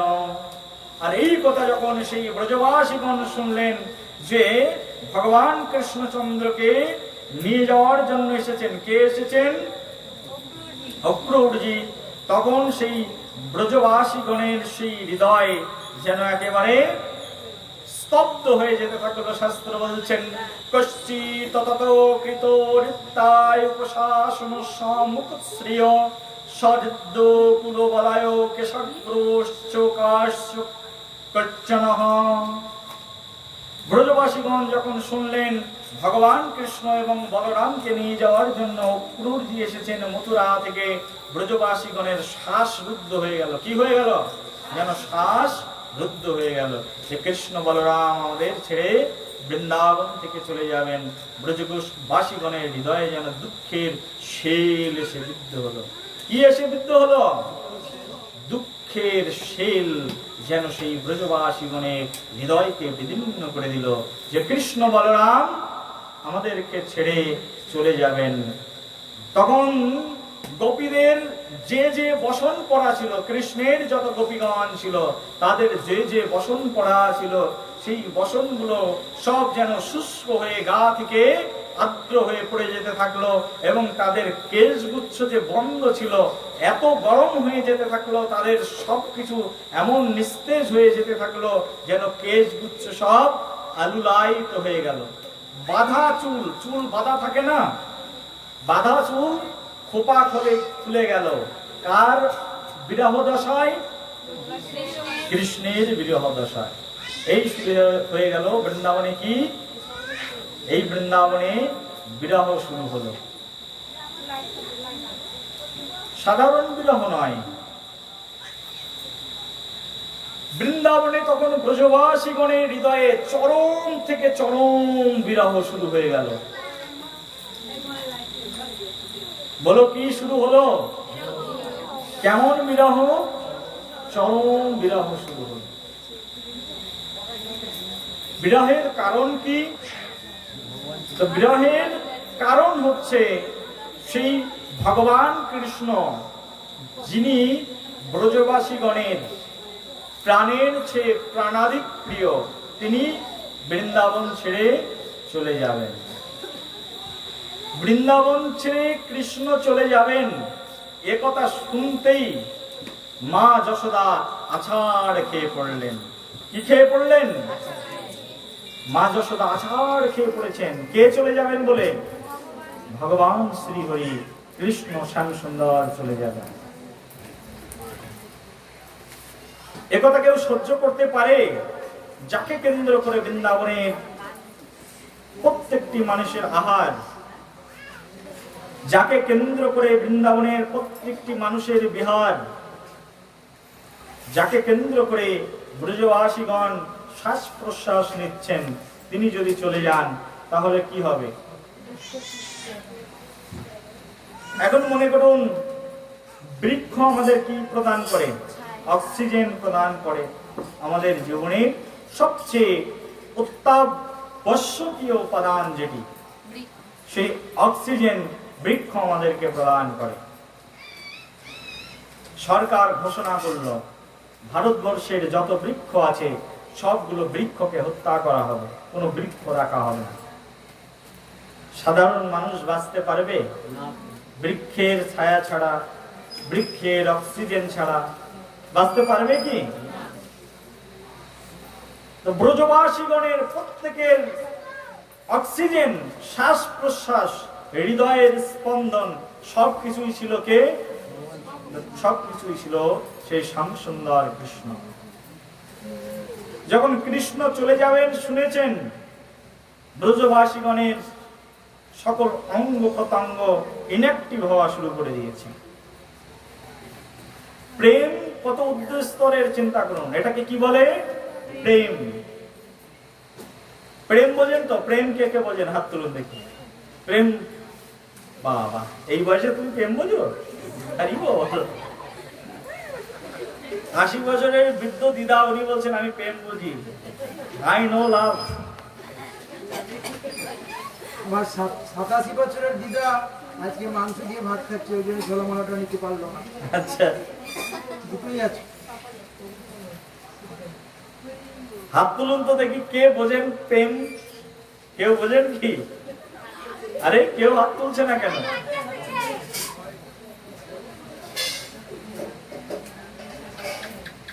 তো দেখুন, ব্রজবাসীগণের কৃষ্ণের প্রতি কি ছিল? প্রেম। অনেক ঊর্ধ্ব স্তরের শব্দ। আই লাভ ইউ বোঝেন তো? আই লাভ ইউ সিনেমা দেখেন না? সিনেমা যারা বোঝে তারা হাসছে সবাই। সিনেমা দেখেছেন তো? কোন প্রেমিক প্রেমিকাকে পছন্দ করলো, একটা সুন্দর গোলাপ ফুল কিনে নিয়ে, প্রেমিকা my dear darling I love you, please take my offer. I love you আছে কি নেই? হ্যাঁ, কিন্তু এই আই লাভ ইউ এর অনেক ঊর্ধ্ব স্তরের শব্দ, সেটা হচ্ছে প্রেম। প্রেম কেমন? তা প্রেম হচ্ছে অনির্বাচনীয়। প্রেম কখনো ভাঙা যায় না। প্রেম এমন একটা বস্তু, সেটা কোনো বস্তু দিয়ে কি করা যায় না, ভাঙা যায় না, সম্ভব নয়। প্রেম হচ্ছে অবিচ্ছিন্ন সম্পর্ক। কি সম্পর্ক? অবিচ্ছিন্ন সম্পর্ক, যা কখনোই ছিন্ন করা যায় না, সেটাকে বলে প্রেম। আমাদের এই জগতে অনেক প্রেমিক আছে, অর্থাৎ প্রেম করেন যিনি, তিনি হচ্ছেন প্রেমিক। আমাদের এই জগতে অনেক প্রেমিকা আছেন, যিনি প্রেম বিনিময় করেন, তিনি হচ্ছেন কি, প্রেমিকা। প্রেমিক প্রেমিকা প্রেম করছেন 9 বছর, 9 বছরের মাথায় 10 বছরে তাদের বিয়ে হলো। 9 বছর প্রেম করে একজন আরেকজনকে খুব ভালো করে দেখে নিয়েছেন, 10 বছরের মাথায় বিয়ে করলো। বিয়ে করার 10 মাস পরেই প্রেমিকা বলছেন, তোমার অত্যাচার আমি আর সহ্য করতে পারছি না, আই হেট ইউ। কি হয়েছে? প্রেমিক তখন বলছে, তুমিও যেমন আমাকে I hate you, I also hate you. কেউ যখন কাউকে সহ্য করতে পারছি না, তাহলে এক ছাদের নিচে থেকে কি করব? তাহলে কি চাই? ডিভোর্স চাই। আমরা শহরগুলোতে প্রচুর পরিমাণে চোখে দেখেই যাচ্ছি। আছে কি, হয় কি হয় না? শুনেছো জীবনে এরকম? 9 বছর ধরে প্রেম করছে, 10 বছরের মাথায় বিয়ে। 10 বছর ধরে একজন আরেকজনকে চিনেছে, জেনেছে, 10 মাস পরে বলছে, আমি তোমাকে আর সহ্য করতে পারছি না, তাড়াতাড়ি ডিভোর্স পেপারটাই একটা ছোটখাটো একটা সই করে দিলেই হবে। তাহলে এগুলো প্রেম হলো? প্রেম কেমন? প্রেম হচ্ছে এমন একটা বস্তু যা কখনো ছিন্ন করা যায় না। প্রেম এমন একটা বস্তু যা কখনো ভাঙা যায় না। প্রেম প্রেমিককে যত দূরেই নিয়ে যান না কেন, সেখানেই প্রেমিকার হৃদয়ে প্রেমিকের জন্য প্রেম থাকে, আর প্রেমিকের থাকে প্রেমিকার জন্য প্রেম। প্রেম হচ্ছে এমন একটি অনির্বাচনীয় শব্দ। এই প্রেম যে বস্তুটি, সেটি ছিল শুধুমাত্র সেই ব্রজগোপীগণের হৃদয়ে। ব্রজগোপীগণ কৃষ্ণের হাতে সাধারণ একটু ব্যথা লাগলেই বিচলিত হয়ে উঠতেন। কি, কেমন হয়ে উঠতেন? বিচলিত হয়ে উঠতেন। কৃষ্ণ যখন বৃন্দাবনে ধেনুবৎস চড়াতে যেতেন, গোবৎস চড়াতে যেতেন, আর কৃষ্ণ যখন রাস্তা দিয়ে আসতেন, কৃষ্ণের গায়ে গরুর খুঁড়ের ধুলাগুলো উড়ে উড়ে লাগতো, তাই দেখে ব্রজগোপীগণের হৃদয়ে এমন প্রেম জাগতো, তারা ছুটে গিয়ে কৃষ্ণের গায়ে আঁচল দিয়ে, নিজেদের আঁচলটা দিয়ে কৃষ্ণের মুখ মুছিয়ে দিত, কৃষ্ণের গা পরিষ্কার করে দিত। হায় রে, ওরে গরুর খুর, তোরা কি একটু কৃষ্ণকে দেখে শুনে রাখতে পারিস না? কতটা প্রেম ছিল। তোরা কি দেখিস না যে আমাদের শ্যাম সুন্দরের গা এখন ধুলাবৃত হয়ে পড়েছে? ব্রজবাসীগণের কৃষ্ণের প্রতি এমন প্রেম ছিল। কৃষ্ণ যখন ছোটবেলায় তিনি হাঁটতেন কেমন করে, ঠমকে ঠমকে হাঁটতেন, আর হাঁটতে হাঁটতে কখনো বা কৃষ্ণ হোঁচট খেয়ে যখন পড়তেন, ব্রজগোপীগণের হৃদয় ফেটে যেত। তখন তারা দৌড়াতে দৌড়াতে কৃষ্ণের কাছে যেতেন, আর কৃষ্ণকে কোলে তুলে নিতেন। আর কৃষ্ণের যে স্থানে আঘাত লেগেছে, সেই কৃষ্ণের চরণের ওখানে শতচুম্বন খেত। কত চুম্বন? একটা চুম্বন নয়, কটা চুম্বন খেত? শতচুম্বন খেত। কতটা প্রেম ছিল সেই ব্রজবাসীগণের কৃষ্ণের প্রতি। ব্রজবাসীগণের কৃষ্ণের প্রতি এমন প্রেম ছিল, কৃষ্ণ সাধারণ একটি বাঁশি বাজিয়েছেন, আর কৃষ্ণের বাঁশির শব্দ ব্রজগোপীগণ যখন তাদের কানে শুনেছেন, তখন কেউ কেউ তার সন্তানকে দুধ খাওয়াচ্ছেন। ব্রজগোপীগণ কি খাওয়াচ্ছেন? দুধ খাওয়াচ্ছেন। দুধ খাওয়াতে খাওয়াতে নিজের প্রেমময়ী স্নেহময়ী সেই সন্তানকে সেখানেই ফেলে রেখে কৃষ্ণের আহ্বানে, কৃষ্ণের বাঁশির শব্দ শুনে সেই কৃষ্ণের কাছে তারা চলে এসেছেন। এসেছেন না আসেননি? বুঝতে পারছেন আমার কথা? বলুন হরে কৃষ্ণ। কৃষ্ণের কি নিদারুণ প্রেম কৃষ্ণের প্রতি সেই ব্রজবাসীগণের, চিন্তা করেন। ভগবান কৃষ্ণচন্দ্রের বংশীধ্বনি শ্রবণ করেছেন, ঘরে রয়েছে জটিলা কটিলা, কি করে যাবেন রাধারানী কৃষ্ণের কাছে? একটু আগেই যমুনা থেকে গিয়ে কলসি ভরে জল নিয়ে এসেছেন। এক কলসি জল সামনে দেখতেই পাচ্ছে জটিলা কুটিলা। রাতারানী যাচ্ছেন, যেতে যেতে হোঁচট খাওয়ার ভান করেছেন আর কলসিটার উপরে গিয়েছেন পড়ে, আর কলসিটা তখন উপুড় হয়ে পড়ে গিয়ে কলসির যত জল ছিল সব জল পড়ে গেল। তখন রাধারানী বলছেন যমুনাতে আবার যেতে হবে। কেন? আরে জল পড়ে গেছে। জটিলা বলছে তাতে কি হয়েছে, তুমি রান্না করো, আমি যাচ্ছি। রাধারানী বলছে না না না না, আপনি এই শরীর নিয়ে যেতে পারবেন না, আমাকেই যেতে হবে। কোনো কথা না শুনে রাধারানী সঙ্গে সঙ্গে কলসিটা কাকে তুললেন, আর কাকে তুলে দৌড়াতে দৌড়াতে দৌড়াতে দৌড়াতে কোন দোষী জ্ঞান, কোনো দিকে একদম জ্ঞান নেই, শুধুমাত্র কৃষ্ণের বাঁশির দিকে জ্ঞান করে রাধারানী ছুটতে ছুটতে ছুটতে ছুটতে কদম্ব কাননে কৃষ্ণ ত্রিভঙ্গ ঠামে দাঁড়িয়ে মোহন মুরুড়ি যখন হস্তে ধারণ করে তিনি যখন বাদন করছেন, একদম কৃষ্ণের পাশে সন্তর্পণে এসে দাঁড়িয়ে হে প্রাণনাথ বলে যেই না ডাক দিয়েছেন, আর সঙ্গে সঙ্গে কৃষ্ণ রাধারানীর দিকে ফিরে তাকিয়েছেন। আর কৃষ্ণ যখন সেই রাধারানীর দিকে ফিরে তাকিয়েছেন, কৃষ্ণের সেই সুন্দর মুখ দর্শন করেছেন। আর শ্রী কৃষ্ণের মুখে সদা সর্বক্ষণ এক মুখ হাসি যেমন ঝলসে লেগে থাকতো, আর কৃষ্ণ সেই ঝলসানো হাসি শ্রীমতী রাধারানী একবার একটু দর্শন করলেন। আর সেই হাসি দর্শন করে শ্রীমতী রাধারানীর হৃদয়ের যত দুঃখ ছিল, যত বেদনা ছিল, সব যেন এক নিমেষেই সব কিছু হ্রাস হয়ে গেল। বলি প্রাণানন্দে হরি বল। রাধারানীর হৃদয়ে কৃষ্ণের প্রতি ছিল এই অনির্বাচনীয় প্রেম, আর কৃষ্ণের ছিল সেই রাধারানীর প্রতি অপরিমেয় মমতা। সেই ব্রজবাসীগণকে, সেই রাধারানীকে ছেড়ে, সেই ব্রজবধূগণকে ছেড়ে ভগবান কৃষ্ণ যখন মথুরাতে যাবেন, এক মিনিট না দেখলে কৃষ্ণকে ব্রজবাসীগণ থাকতে পারতেন না। সেই ভগবান শ্রীকৃষ্ণচন্দ্র যখন চলে যাবেন, এই কথা যখন শ্রবণ করেছেন সেই ব্রজবাসীগণ, তখন সেই ব্রজবাসীগণের হৃদয় একেবারে যেন একটা বড় ধরনের পাথর তাদের বুকের উপরে এসে পড়লো, যেন একেবারে হার্ট ব্লক হয়ে যেতে থাকলো। আর কোনো কিছু ভাবতে পারছেন না, কোনো কিছু চিন্তা করতে পারছেন না, স্মৃতিকোষে যেন আর কোনো শব্দ নেই, কথা বলার মতো কোনো শব্দ নেই, একদম বাকরুদ্ধ হয়ে গেছেন। কৃষ্ণ বলরাম চলে যাবেন এই কথা শ্রবণ করে, তখন গোপীদের হৃদয় এইভাবেই একেবারে লুপ্ত হয়ে যেতে থাকলো, অবাস হয়ে যেতে থাকলো। তাদের প্রত্যেকটি অঙ্গ প্রত্যঙ্গ কৃষ্ণ বিরহ দর্শন করতে পাচ্ছেন না, যেন সেই কারা, সেই ব্রজবাসীগণ।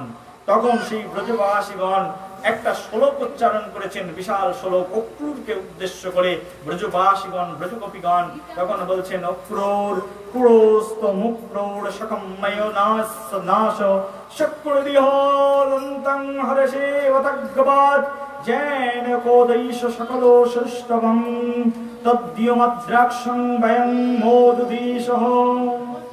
তখন সেই ব্রজবাসীগণ বলছেন হে অক্রূর, তুমি শুধু অক্রূর নাম, তুমি হচ্ছ, তোমার নাম আজ থেকে আমি দিলাম কুড়। কি দিলাম?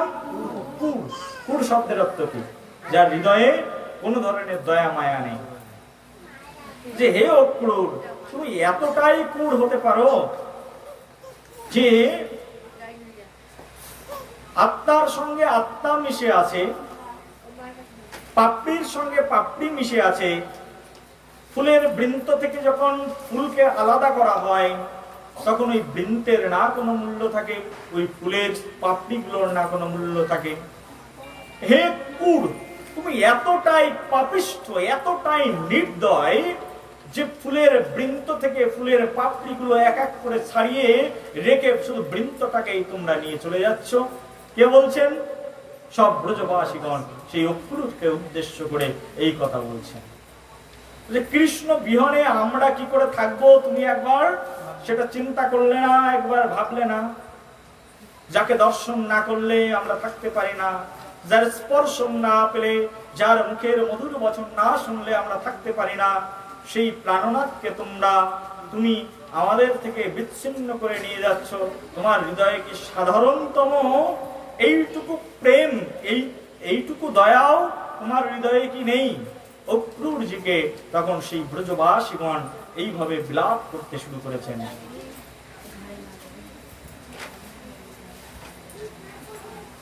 কোন কোন ব্রজবাসীগণ তখন বলছেন যে ভগবান যদি, কৃষ্ণ যদি পৃথিবী থেকে চলে যায়, এখান থেকে যদি চলে যায় বৃন্দাবন ছেড়ে, তাহলে আমরা কি নিয়ে থাকবো? কারণ সবাই আমাদেরকে কলঙ্কিনী বলে আখ্যা প্রদান করেছেন। কারা কলঙ্কিনী বলে আখ্যা প্রদান করেছেন? সমাজ আমাদেরকে কলঙ্কিনী বলে দিয়েছেন। কারণ কৃষ্ণ যখনই আমাদেরকে নিয়ে সেই নিধুবনে বিশাল বিহার করেছিলেন, তখন থেকে আমরা কলঙ্কিনী হয়ে গেছি। না আমাদের এ কুল আছে, না আমাদের ও কুল আছে। কোন কুলে যাব? কৃষ্ণ যদি আমাদেরকে ছেড়ে চলে যায়, কাদেরকে নিয়ে আমরা থাকব? ব্রজবাসীগণ এইভাবে এক এক করে সেই কৃষ্ণ বিরহ স্ফূর্তিগুলো তারা তাদের হৃদয়ে জ্ঞাপন করে চলেছেন।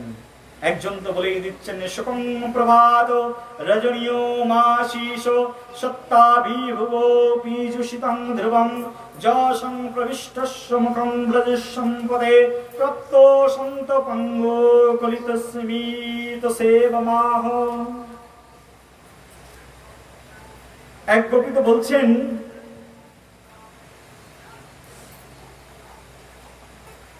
কৃষ্ণ যখন আমাদের ছেড়ে চলে যাবে, প্রেম কেমন বুঝতে পারছেন তো? এক গোপী বলছে যে কৃষ্ণ যখন আমাদের ছেড়ে চলে যাবে, কৃষ্ণের কিন্তু কোনো বিষয় নেই। আর এক গোপী বলছে কেন? বলছে তার কারণ কৃষ্ণ তো সদা সর্বক্ষণ নব নব রমণী পৃষ্ঠ। কি পৃষ্ঠ? নব নব রমণী পৃষ্ঠ। তো কৃষ্ণ যখন আমাদের ছেড়ে চলে যাবে, ব্রজবাসীদের ছেড়ে চলে যাবে, মথুরার রমণীগণ তখন সেই কৃষ্ণের অমৃত, সেই মধুপ, সেই রূপ মাধুরী দর্শন করে তারা কৃষ্ণের সেই অমৃত মধু আস্বাদন করবে। আর কৃষ্ণ তাদেরকে নিয়েই প্রেমমত্ত হয়ে যাবে। আমাদের কথা তো কৃষ্ণ ভুলেই যাবে। এ ভাবছেন ব্রজবাসীগণের একজন ব্রজবাসী নিজের মুখ দিয়ে এই কথা উচ্চারণ করছেন। কৃষ্ণ তো নবনব প্রেম পৃষ্ঠ। কৃষ্ণ যখন মথুরাতে যাবে, তখন মথুরাতে গিয়ে নব নব রমণীদের যখন দেখবেন, তখন তাদেরকে মধুপাস্বাদন করাতে করাতে আমাদের যে প্রেম রয়েছে, আমাদের কথা কৃষ্ণ নিশ্চয়ই ভুলে যাবেন। একজন বলছেন, আরেকজন গোপী বলছেন, তা কি হয়? কৃষ্ণ তো আমাদেরকেই শুধু ভালোবাসেন। আরেকজন গোপী বলছেন, কৃষ্ণ শুধু কি আমাদের ভালোবাসেন? অনন্ত অনন্ত করে বিশ্ব ব্রহ্মাণ্ডের যত গোপীগণ আছেন, যারা কৃষ্ণকে মন সমর্পণ করেছেন, কৃষ্ণ তাদেরকেও ভালোবাসেন। তখন একজন গোপী বলছেন, কৃষ্ণ যদি যান, কৃষ্ণ কি আর কখনো ফিরে আসবে না? তখন গোপীগণ বলছেন, এক গোপী বলছেন, কৃষ্ণ যেতে পারে, ফিরেও আসতে পারে, কিন্তু কৃষ্ণ যদি একবার কোনো দিকে ভুলে গেছে, তাহলে আর আমাদের কথা তার মনে থাকবে না। জানো তো সেই বৃন্দাবনে যখন আমরা সেই রাসস্থলীতে ছিলাম, আমাদেরকে ফেলে রেখে কৃষ্ণ কেমন করে রাধারানীকে নিয়ে পালিয়ে গেল। কিছুক্ষণ পরে রাধারানীকে রেখেও কৃষ্ণ আবার একা একা পালিয়ে গেল। কতক্ষণ পরে কৃষ্ণ আবার ফিরে আসলো। ফিরে এসে আমরা যখন কাঁদছি, হাউমাউ করছি, আমাদের চোখ দিয়ে জল বেরাতে বেরাতে দ্বিতীয় যমুনা তৈরি হয়ে গেছে, কিন্তু কৃষ্ণ কিন্তু তা দেখেও মুস্কি মুস্কি মৃদুমন্দ হাস্য প্রদান করেছে। কৃষ্ণের মনে কিন্তু বিন্দু পরিমাণে কি হয়নি? দুঃখ হয়নি। তখন একশো কি বলছে, তা তো ঠিক বটে রে, তবে কৃষ্ণকে কি করব? তখন সব গোপীগণ বলছে, চলো কৃষ্ণ যদি এবার যাবে, তো আমরা সবাই মিলে কৃষ্ণের রথের চাকার সামনে দাঁড়িয়ে পড়বো আর বলবো, হে কৃষ্ণ, তোমাকে যেতে দেব না, তোমার রাস্তা অবরোধ করে দাঁড়াবো। ব্রজগোপীগণদেরকে দেখে মনে হয় আজকের মমতা সরকার, আজকের মোদী সরকার রাস্তা অবরোধ করা শিখেছে, বিরোধী দল রাস্তা অবরোধ করা শিখেছে। কারণ প্রথম রাস্তা অবরোধ পৃথিবীতে করেছিলেন ব্রজবাসীগণ।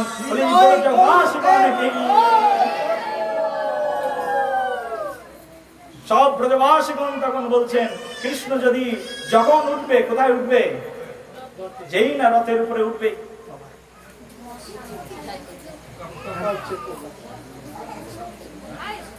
কৃষ্ণ যখন রথের উপরে উঠবে, আর আমরা কি করব? তখন সবাই গিয়ে কৃষ্ণের রথের চাকার সামনে দাঁড়িয়ে পড়বো, দেখি কৃষ্ণ কি করে যায়।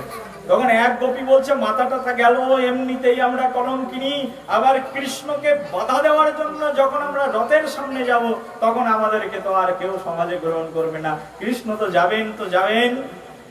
তখন অন্য গোপীরা বলছে, তুই তোর কথা নিয়ে থাক, আর প্রেম কোনো বাধা মানছে না। কোন ব্যক্তি আমাকে নিয়ে কি সমালোচনা করবে সেই দিকে যদি তাকাতে যায়, তাহলে কৃষ্ণ প্রেম থেকে অনন্ত কোটিকাল বঞ্চিত হয়ে যাব বলে গৌর প্রেমানন্দে। তখন সেই ব্রজ গোপীগণ, শেষ করবো নাকি, টাইম হয়ে গেছে? আচ্ছা, প্রসঙ্গটা শেষ করি আমরা।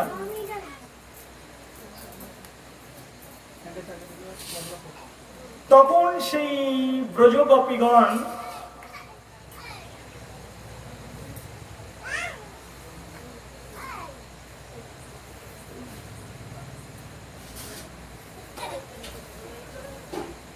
ভগবান কৃষ্ণচন্দ্রের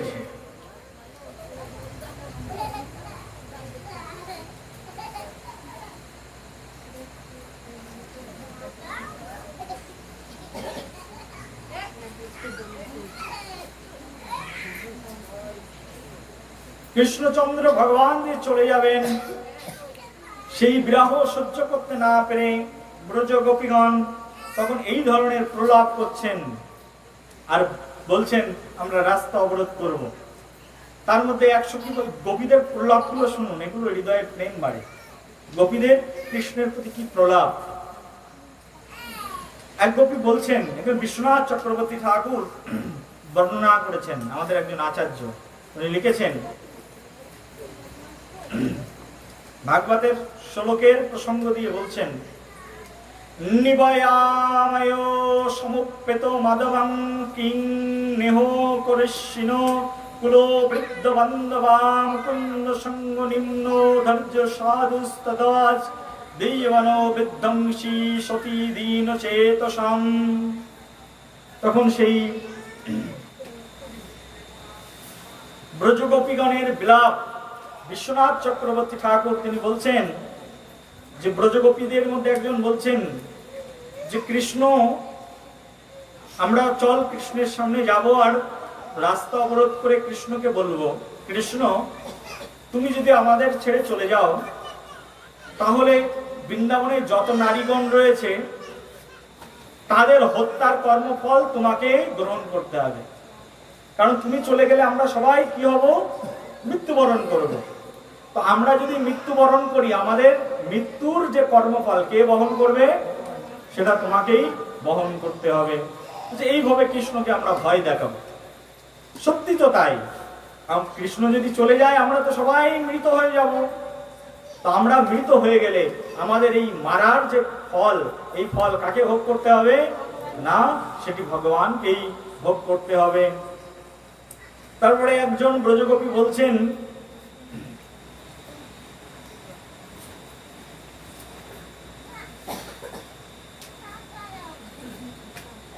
যে কৃষ্ণ যদি শুধু চলে যায় তো শুধুমাত্র কি আমাদের মৃত্যু হবে, তাও তো নয়, আমাদের যে আত্মাটি রয়েছে সেই আত্মাটা অত্যন্ত কষ্ট পাবে। সেটা কি করবে, ছটফট ছটফট করবে।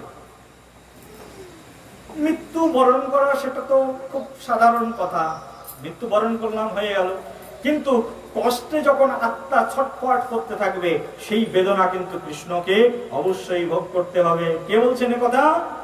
ব্রজগোপীগণ বলছে।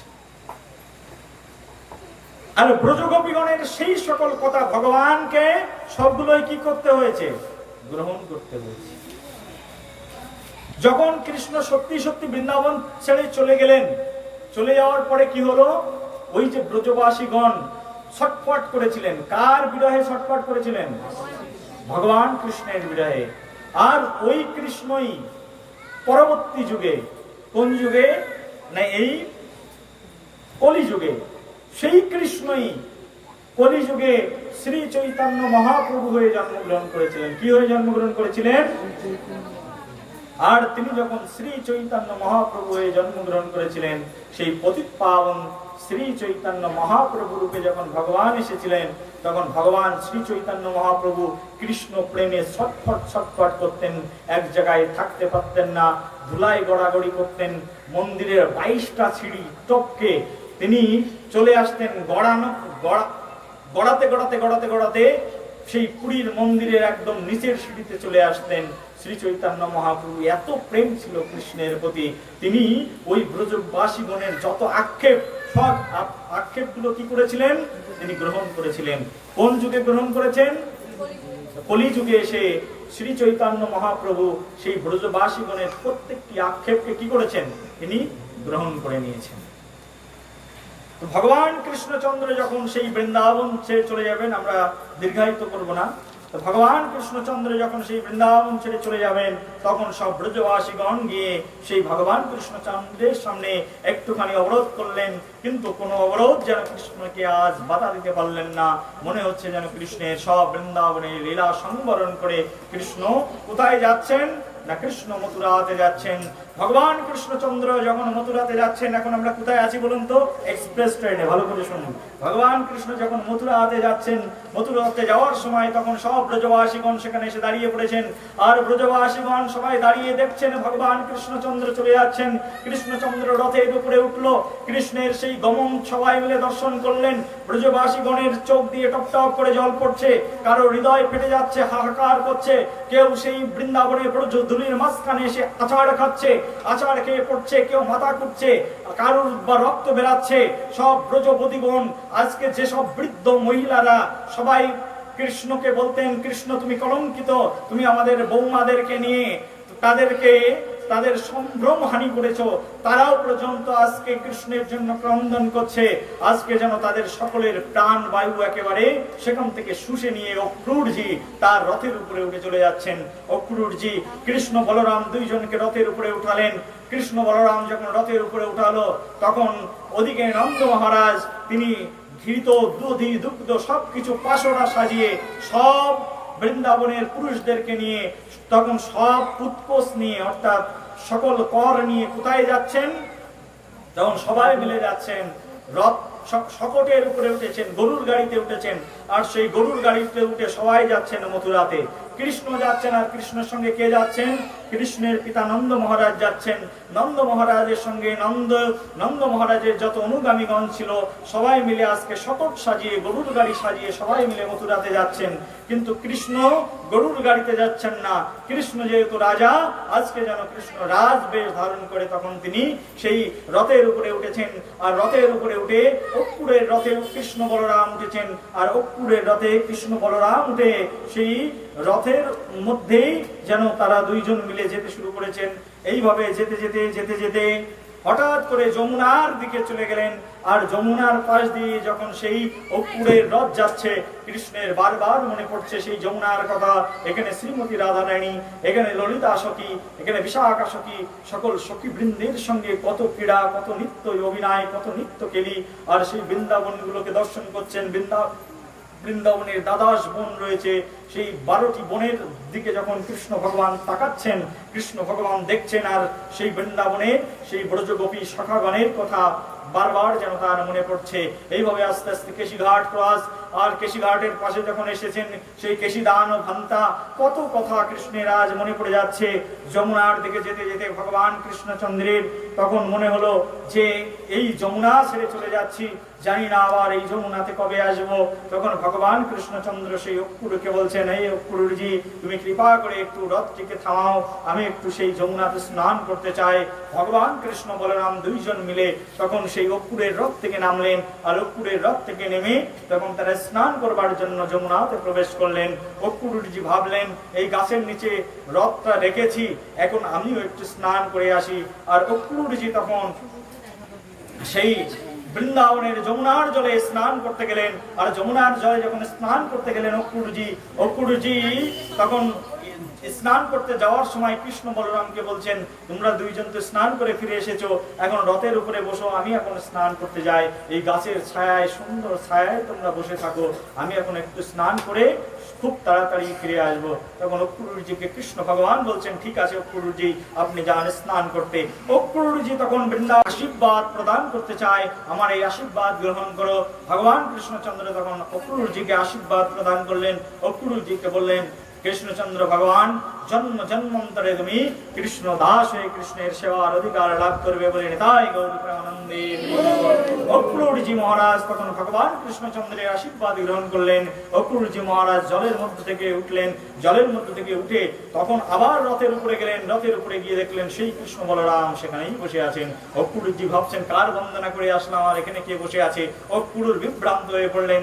তখন ভগবান কৃষ্ণচন্দ্র একটা মধুর বাণী দিয়ে তখন সেই অক্রূরজিকে বলছেন, হে অক্রূরজি, মনে হচ্ছে তুমি জলের মধ্যে কোনো কিছু একটা বিস্ময়কর বস্তু দর্শন করেছো, যার কারণে তোমার মন বিচলিত। যদি তুমি বিচলিত হয়ে থাকো তাহলে বলো, তখন তুমি বিস্ময়কর যদি কিছু দেখে থাকো তাহলে আমাকে বলো। তখন অক্রূরজি বলছেন, হে ভগবান, এই পৃথিবীতে যত বিস্ময় আছে সব বিস্ময়ের মধ্যে শ্রেষ্ঠ বিস্ময় হচ্ছেন আপনি। আপনাকে দর্শন করলে বিস্ময়ের আর শেষ নেই। জলের মধ্যে যা বিস্ময় দর্শন করেছি তার চেয়ে বেশি বিস্ময় আপনার মধ্যে নিহিত রয়েছে। আপনাকে আমি সেসব কথা আর বর্ণনা করে শেষ করতে পারবো না, কিন্তু এইটুকুই আমি বুঝতে পেরেছি আপনি সেই পরম পুরুষোত্তম। আমি জানি আপনি পরম পুরুষোত্তম, কিন্তু কখনো কখনো কখনো কখনো জ্ঞানের দ্বারা বিভ্রান্ত হওয়ার কারণে, আমাদের বুদ্ধির দ্বারা বিভ্রান্ত হওয়ার কারণে আমরা আপনাকে বুঝতে পারি না, আপনাকে আস্বাদন করতে পারি না। কিন্তু হে প্রভু, হে পরম নিধান, আপনি যখন আমার রথের উপরে উঠে আছেন, আপনার সেবার যখন সুযোগ পেয়েছি, এই সুযোগটাকে আমি কাজে লাগাতে চাই। কৃপা করে আপনার রথ চালনার জন্য আমাকে সুযোগ্যতা প্রদান করুন, যেন আপনাকে আমি বহন করে নিয়ে যেতে পারি। কারণ এই জগতে কারোর ক্ষমতা নেই আপনাকে বহন করে নিয়ে যেতে পারে। কে বলছেন? অক্রূরজি। এই জগতে কোনো ব্যক্তির ক্ষমতা নেই যিনি আপনাকে বহন করে নিয়ে যেতে পারে। সেই জন্য আপনি কৃপা করুন যেন আমি আপনাকে বহন করে নিয়ে যেতে পারি। ভগবান কৃষ্ণচন্দ্র তথাস্তু বললেন। অক্রূরের রথ চলতে শুরু করলো। অক্রূর রথ চালাচ্ছেন, অক্রূরের রথ যাচ্ছে, যেতে যেতে যেতে যেতে বৃন্দাবন ধাম ছেড়ে চলে গেলেন। আর ওদিকে কি হলো, যতদূর পর্যন্ত সেই অক্রূরের রথ দেখা যাচ্ছে ততদূর পর্যন্ত ব্রজবাসীগণ অনুকরণ করছেন। কেউ ছুটছেন, কেউ দৌড়াচ্ছেন, দৌড়াতে দৌড়াতে কেউ হাঁপিয়ে পড়েছেন, হাঁপিয়ে পড়ে একদম ধুলার উপরে আছাড় খেয়ে গিয়ে পড়েছেন। আর তখন যখন ব্রজবাসীগণ এইভাবে আছাড় খেয়ে খেয়ে পড়ছেন কৃষ্ণের বিরহ সহ্য করতে না পেরে, তখন ভগবান কৃষ্ণচন্দ্র সেই ব্রজ গোপীগণদের উদ্দেশ্য করে বললেন, আমি খুব শীঘ্রই তোমাদের কাছে ফিরে আসবো। কে বলেছেন এ কথা?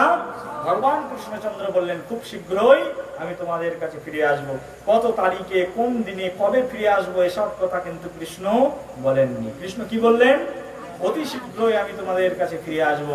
আর এইটুকু সান্ত্বনা যখন প্রদান করেছেন, ওই সান্ত্বনা বাক্য নিয়ে তখন ব্রজবাসীগণ দাঁড়িয়ে পড়লেন। আর যতদূর পর্যন্ত অক্রূরের সেই রথের চূড়া দেখা যাচ্ছে, ততদূর পর্যন্ত অক্রূরের সেই রথের দিকে তাকিয়ে আছেন।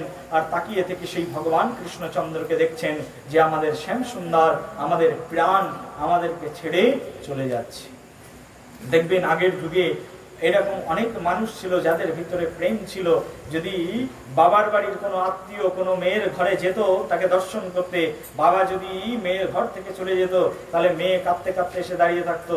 আর যতদূর পর্যন্ত চোখ যেত, যতদূর পর্যন্ত তার পিতৃদেবকে দেখা যেত, তার ভ্রাতাবর্গকে দেখা যেত, ততদূর পর্যন্ত তারা চোখ দিয়ে তাকিয়ে তাকিয়ে দেখতেন আর কাঁদতেন।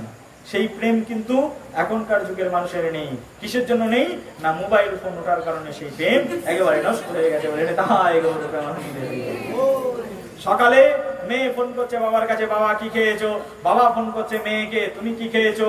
বলছে বাবা আজকে না মাছ খেয়েছি। তো মাছের কি খেয়েছো? না, মাছের পিছনের অংশটা আমার শাশুড়ি আমাকে খেতে দিয়েছে, আর উপরের অংশটা আর ভিতরের অংশটা আমার শাশুড়ি আর শ্বশুর তারা খুব কষে কষে খেয়েছে।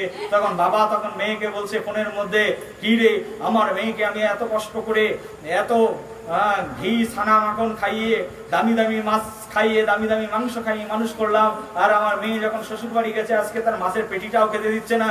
তখন তার বাবা তখন সেই মেয়েকে শেখাচ্ছে, তুমি শাশুড়ির সঙ্গে এইরকম ব্যবহার করো, আর শ্বশুরের সঙ্গে এইরকম ব্যবহার করো, যেন 1 মাসের মধ্যে শ্বশুর শাশুড়ি ঘর ছেড়ে বেরিয়ে যায় বলে নিদায় গৌর।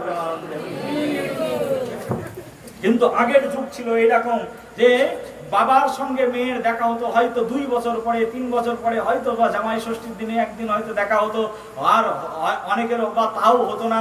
কত কষ্ট করে যখন অনেক দিন পরে পিতামাতার সঙ্গে সন্তানের দেখা হতো, মিলন হতো, একটা আলাদা প্রেম, আলাদা আতিথ্যতা, আলাদা একটি ভালোবাসা, সম্প্রীতি, সুসম্প্রীতি একে অন্যের মধ্যে ছিল। আজকের মোবাইল ফোন সেই সুসম্প্রীতি আমাদের মাঝ থেকে একেবারে দূর করে দিয়েছেন। হলে তাই খবরে প্রেমানন্দে করি।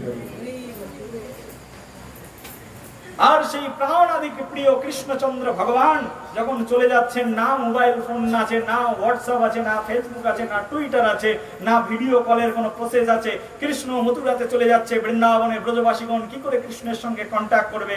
মোবাইল ফোনও নেই, মোবাইল ফোনের সিমের তো কোনো আবশ্যকতাই নেই, না জিও রিলায়েন্স ফাস্ট নেটওয়ার্ক রয়েছে, কোনো কিছুই নেই সেই বৃন্দাবনের আমলে। কি করে ভগবান কৃষ্ণচন্দ্রকে আস্বাদন করবেন? কৃষ্ণ চলে যাচ্ছেন মথুরাতে, ব্রজবাসীগণ তাকিয়ে রয়েছেন কবে আবার কৃষ্ণ ফিরে আসবেন। শুধু এইটুকু বাসনা নিয়ে ব্রজবাসীগণ সেখানে রয়ে গেলেন। কোন বাসনা নিয়ে?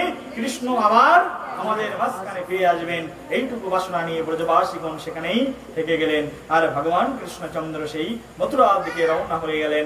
আর এই মথুরার দিকে কালকে আমরা প্রবেশ করব। একেবারে মথুরার মধ্যে প্রবেশ করার পরে কৃষ্ণ তন্তবাইকে কৃপা করেছেন, এইসব কথা কালকে আমরা শ্রবণ করব। সেখানে সুদামা বলে একজন মালি রয়েছে, তাকে কৃষ্ণচন্দ্র কৃপা করেছেন একটা বস্ত্রের জন্য। সেই সব কথা কালকে আমরা আলোচনা করব।